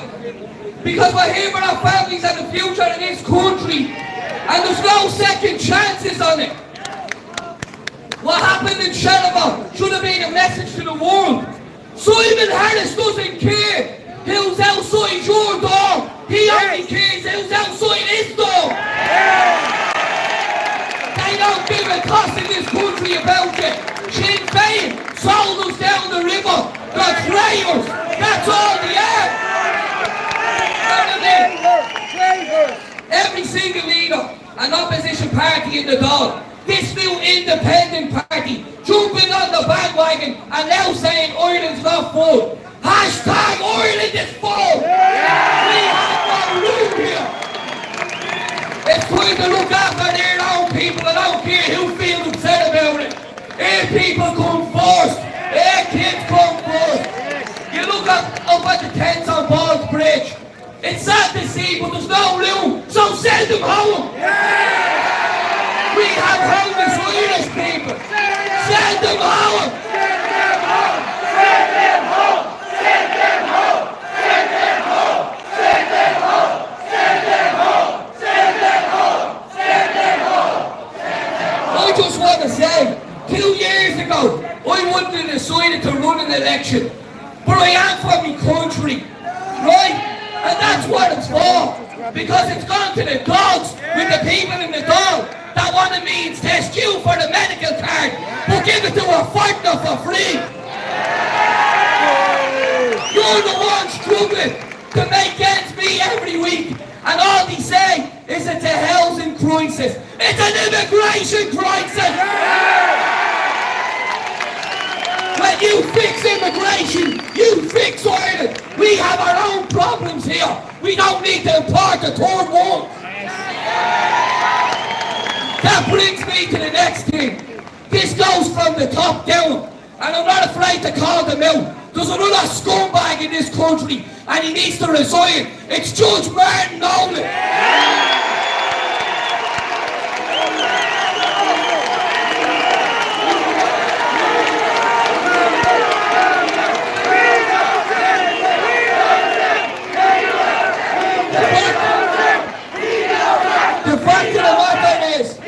Supported by Roderick O'Gorman, right? Who admits he deleted files.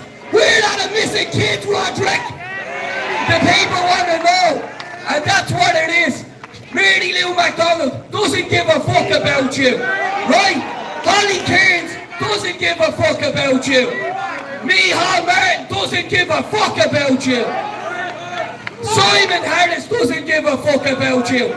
The only person that gives a fuck about you is you and your family. So I don't need to write my stuff down on a fucking sheet. I say it from the heart. This is our country. Who does Ireland belong to? Sorry, he can't hear you up at the door. Who does Ireland belong to? Did you hear that, Simon? There's thousands here. Richard, you can call all your counter protests you want, but the Irish people have had enough of you as shit. It's time to look after their people. Come on, Ireland!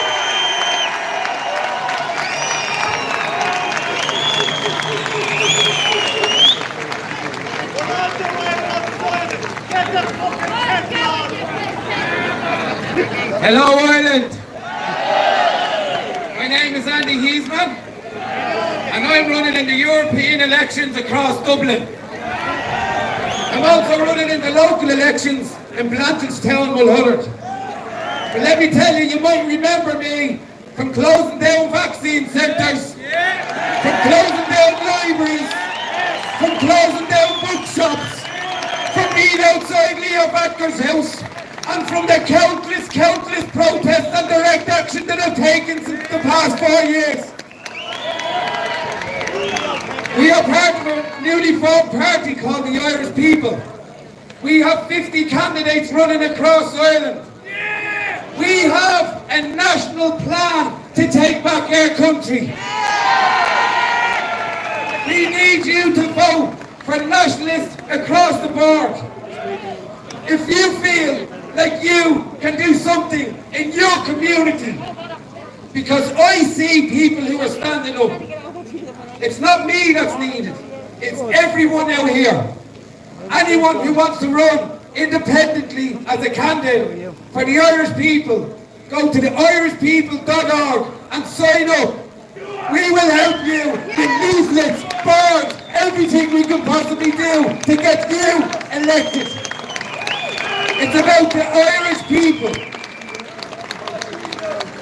Our children are under massive attack. Massive. Coming from the schools, coming from the libraries, and that's not to talk about the immigration problem, the housing problem, and every other kind of problem. But let me ask you a question. Does Ireland belong to Europe? Does Ireland belong to the Irish? We need to invoke Article 50 and leave Europe.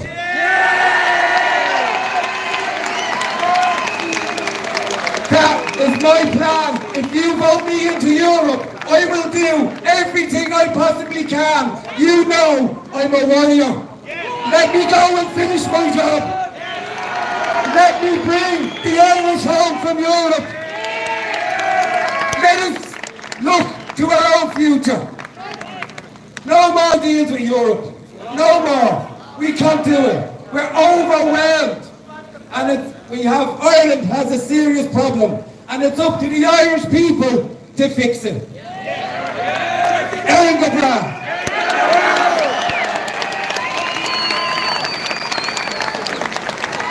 Well, patriots, we're at war.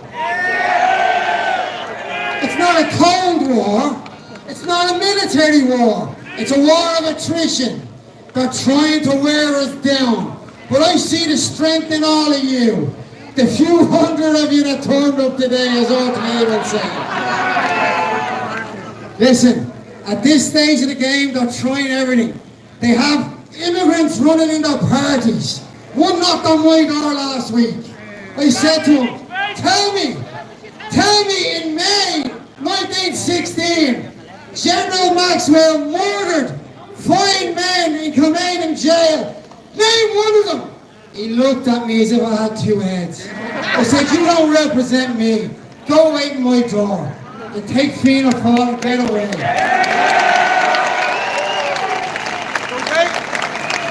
Hello? The way we win this war, guys, is at the next election on the 7th of June. We are running, there's great people that I will align with on this stage today. Fabulous warriors, hundreds of them, that have one eye on the general election. And when they get into the Dáil, we will get all of them back. But for now, we need, the pen is mightier than the sword. We need to get out and vote and clean that cesspit of a Dáil out of all those rats.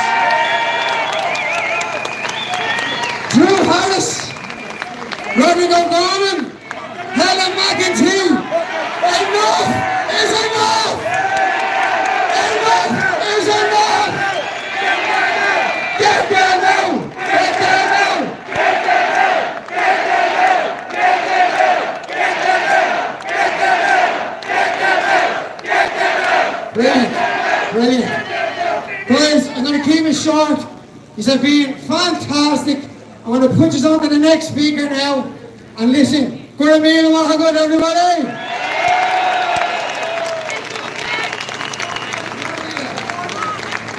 Hello, Ireland! Hello, Dublin! My name is Brian Garrigan, and my voice is nearly gone, but I'm here to support you, and I run the next local election in Dublin Inner City. Vote Brian Garrigan #1 and Malachy #2.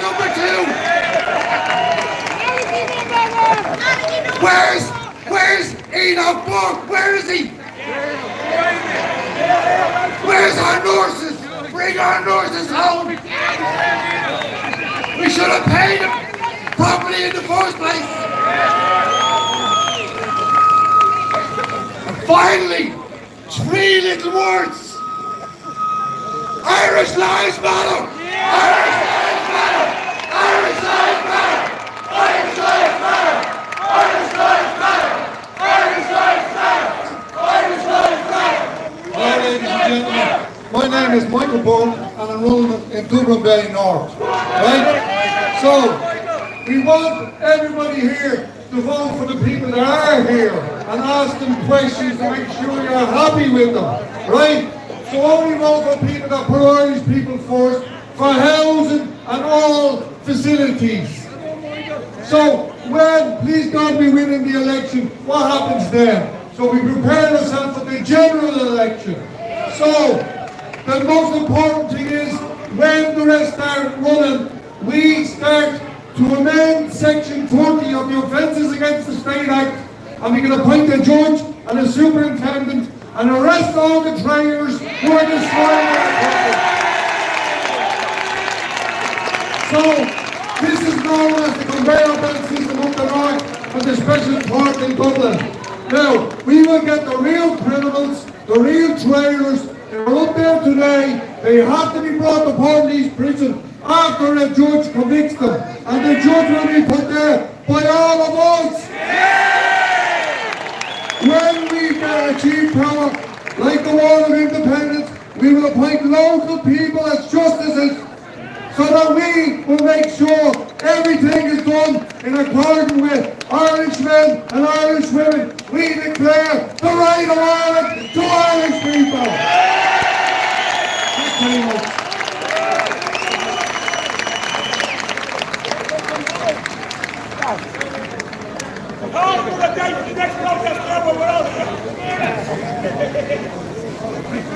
Deactivate the cordon.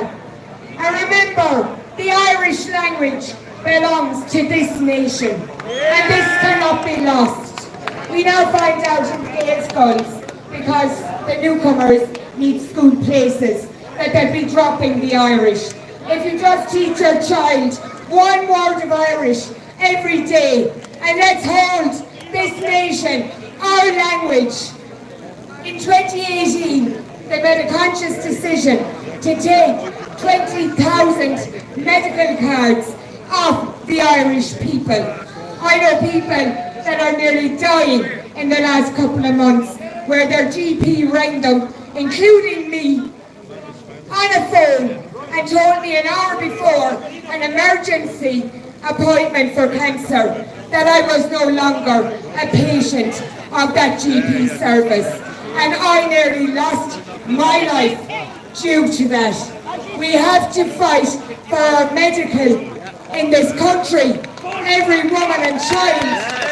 This is our country. We built those hospitals. I saw 80-year-old women for 3 days on hospital trolleys at the back of Limerick A&E. It was a war zone. And when you bring in the third world, you end up with a third world healthcare. And that is where this is going. So I just want to say I'm an independent candidate. This is my 5th election and I'm still standing. And there's no reason why any one of you here cannot stand beside us. And please, come on out, because we will fight to the death for this country, our children.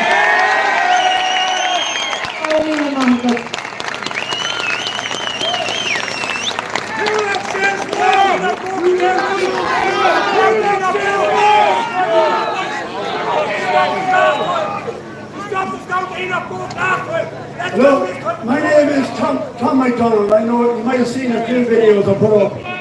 But I have a common with all of you. I have something in common. All our families, our young kids are immigrating, leaving this country.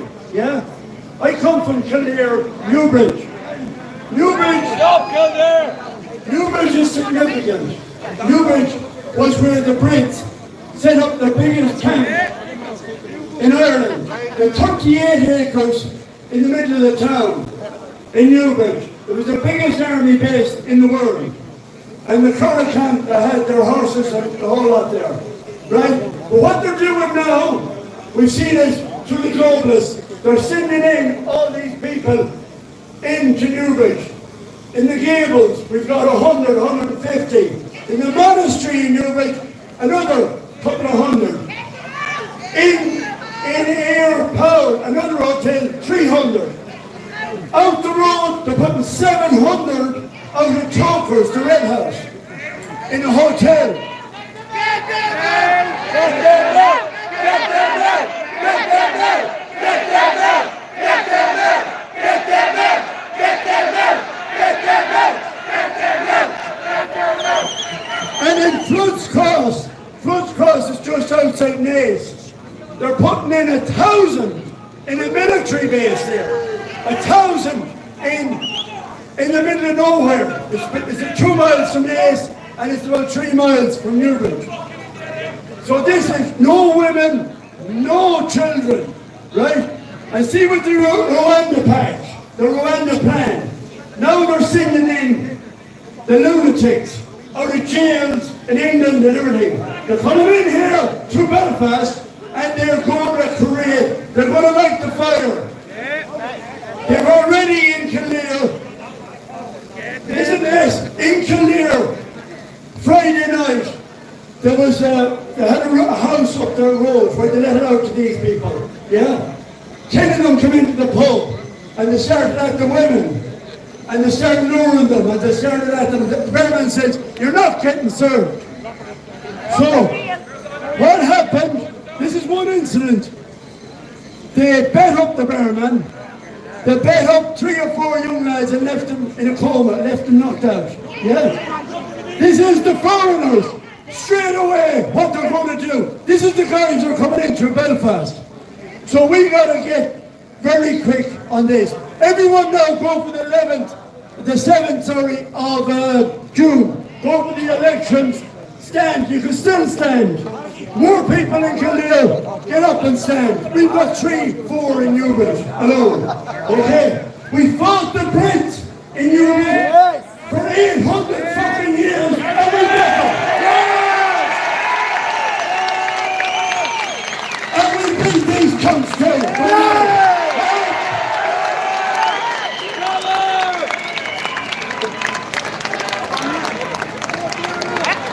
Jockey your fucking law, lads! How's it going, Noel? Hope you're well. My name's Leon Bradley from Famous Electoral. I'll be running the White House elections in Famous America. But just remember, make sure vote for everyone that's nationalist. Everyone's had to be out from the start. The fight against this tyranny, we have to get it stopped. Us the people, we have the power to stop it. If we all stick together, vote together, we can get them out. This is our country. Yeah! There you go, bro. Get them out. Hello, how are you? My name is Alex Brown, and I'm from Europe Says No Group. I'm not running in any elections or anything like that. I leave that up to the guys who know their onions here behind me, who spoke very well today. And I hope we all get out there and support each and every one of these guys. And you know, Herman touched on something there. He says that the majority take over this country in relation to foreign nationals. They can actually legally abolish our Irish constitution. Do you know what I mean? That's what they can do. So we have to be aware of that. But you know, when I look at the likes of what happened with Paul Conley from News Talk FM and his farmers absolutely nothing was done about that. Do you know what I mean? And then I look at Enoch Burke spending over a year in prison for his religious beliefs and everything else. There are so many wrongs happening in this country. Assigning this Asylum and Migrants Pact. And that's going to take away our sovereignty. It's going to give the EU a quota to say, listen Ireland, you have to bring in 150,000 Afghans. And we only bring in 100,000, we have to pay 20,000 for every person. We don't bring in for every year. Do you know what I mean? But as I say, you want to move 1,000 unvetted, undocumented, no passport holders, Muslim males into the cool of Crown Plains camp on the Malahide Road. You believe me or not?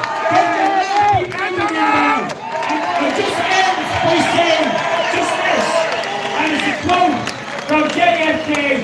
And I think it's absolutely amazing. He says, those who make peaceful revolution impossible, which is the police, to stop what you're making peaceful revolution impossible, will make violent revolution inevitable. That's JFK. So long, and on others and others,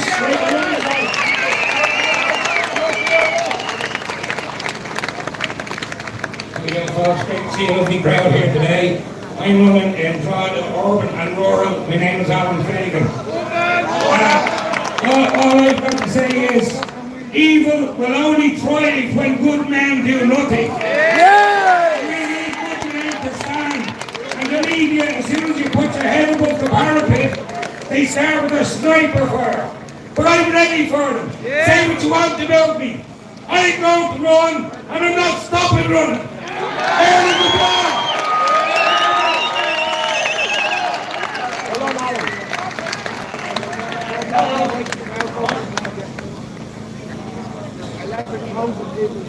Hello, my name is Gerard.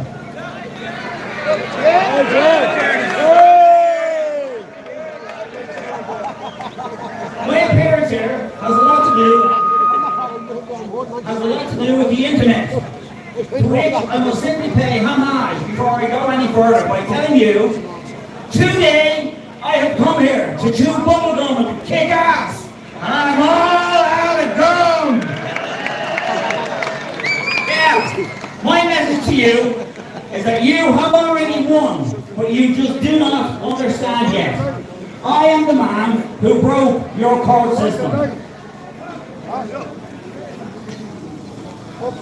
I proved 7 years ago to a man called Kevin Kilrain that he was not a judge and the building he was in is not a court. I made this man admit this in front of 100 people. I'm involved in a court case on the 16th of May in Sligo Courthouse. It is not a courthouse, but that's where I shall be.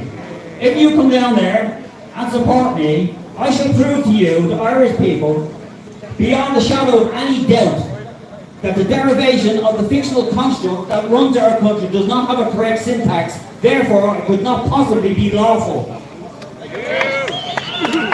Plain and simple, you are being hoodwinked by the paperwork that this government uses, and I will prove to you beyond the shadow of any doubt.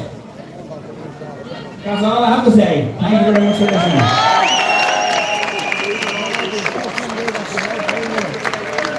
Amanda Gallagher. Hi, my name is Amanda Gallagher, and I'm running the Democratic Party in Sligo.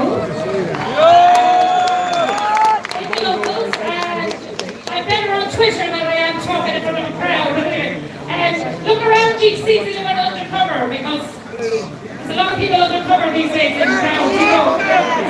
And they look like themselves, so, you know. But anyway, just very quickly, because Malachy has a list of people, I just want to say, we've had sleepless nights over this issue for the last 6 years. It's not just the last 18 months. And I just can't believe that all of you are awake. And so many of you are awake, and I'm just so happy that you are, and that you've joined us. And just to say, there was a song and dance in the media last week about the hashtag Newtown Mount Kennedy. Was the most people using it was from America, or over 60%. And they've spent the last 18 months telling us we have to accept mass immigration because of all the people that went to America and all the other countries. And then they're surprised when people in America are concerned about what's happening here. And we get messages every day from people all over the place, very concerned about the injustice and what's happening to the Irish people. So, and the people that should be caring about us, like Sinn Féin, Christy Moore, Amanda May, they don't care. So now we know who cares about us. Yes. So just look around you. You're not alone. When you think you're alone at night and you're wondering what the hell's going on, you're not alone. Look at all the people are beside you. So that's all I want to say. I'm very happy that you're all awake. Thank you.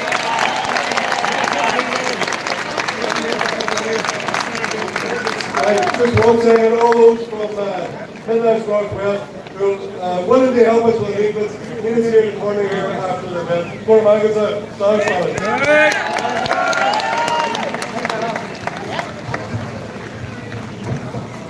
How is it, people? Yeah! Cookie Island! I'm going to sing a song, right? I broke my hand the other day, I can't play the guitar, so I'm going to make a pedal. So we can all clap, right? So ole, so clap, right? You ready? Oh, well, old land is dying and she's dying very fast. Because the greedy gangsters in the town are selling all her land. I'm trying to kill our heritage and kill our culture too. But the worst thing that they could have done was piss off me and you. We blame O'Connor, Simon and Mary Lou. We blame Ed Murphy and his but they don't realize cause they haven't got a clue. Is that it? Yeah.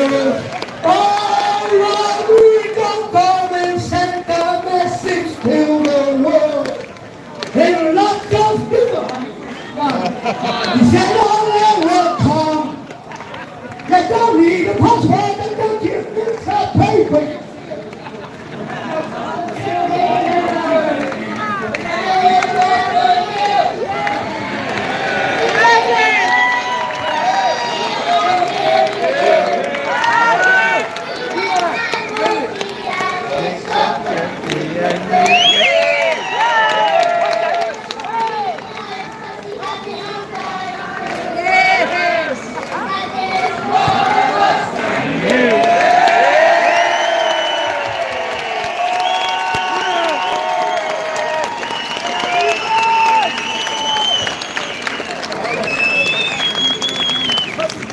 So yeah, no.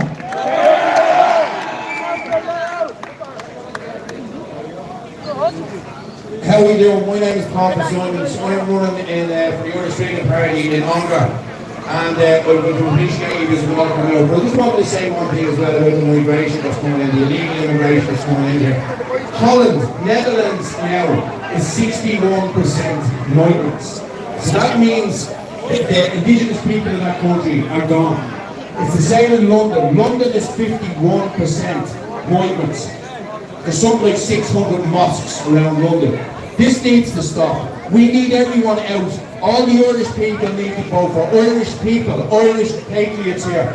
We've all put our heads above the pulpit here, you know what I mean? We're willing to do this, but we need your help to do this. So make sure you're registered to vote and vote for us, please. Aaron Rock.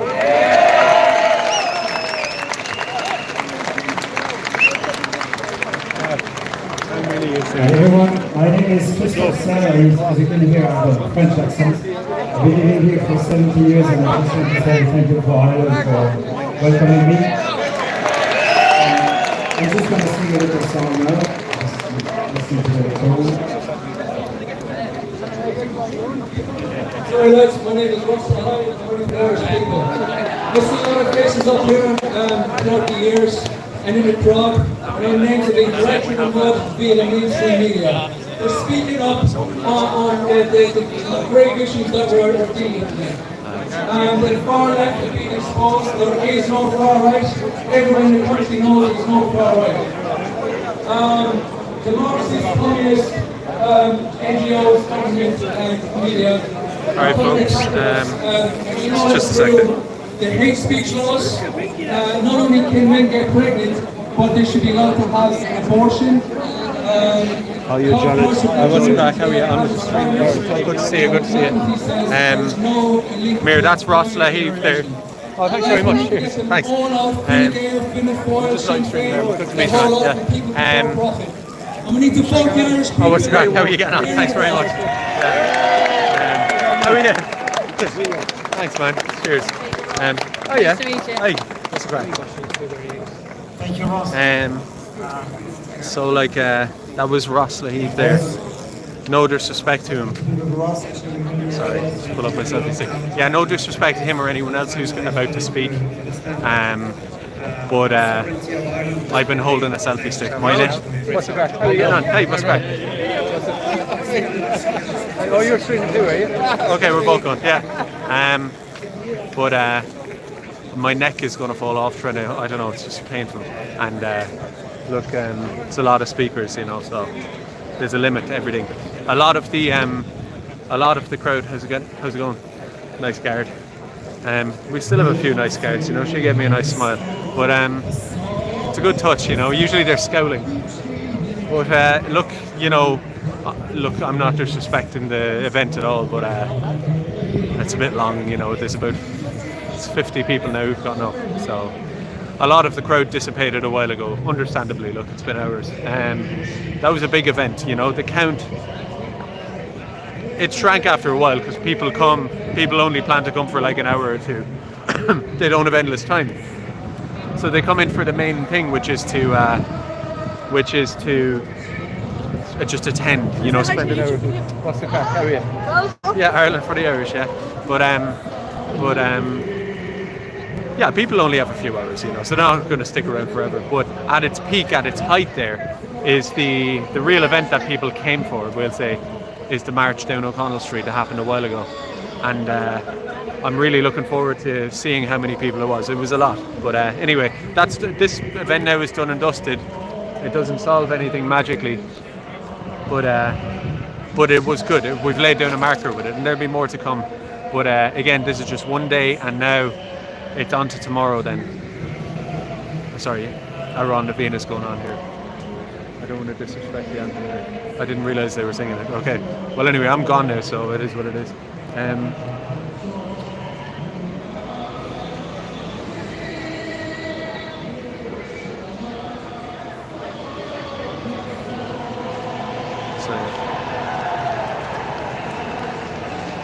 Let's kind of go around the Venus. Yeah. So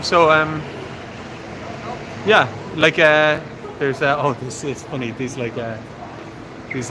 rainbow flag, they had like rainbow flag clothes on or whatever, and they looked like something out of a bad TikTok video, you know, students or young ones or whatever. And they actually saw it. They just walked past just around this corner. I saw them walk past and see the Irish flags down there, and they actually recoiled and like scarpered off, which is kind of funny.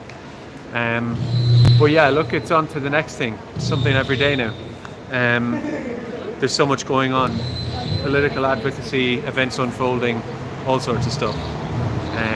But today was a good day anyway. Look, I think I'll leave it there for the most part, and get back to the grind, lads. Sorry. So yeah. So thanks everybody for joining me, and I'll see you soon. I'll be streaming again soon. Maybe not tonight, I'm not sure, but I'll be streaming at home from my office. And yeah, thanks for joining me. So everybody, have a nice rest of your bank holiday Monday. Take it easy, stay safe. Slán.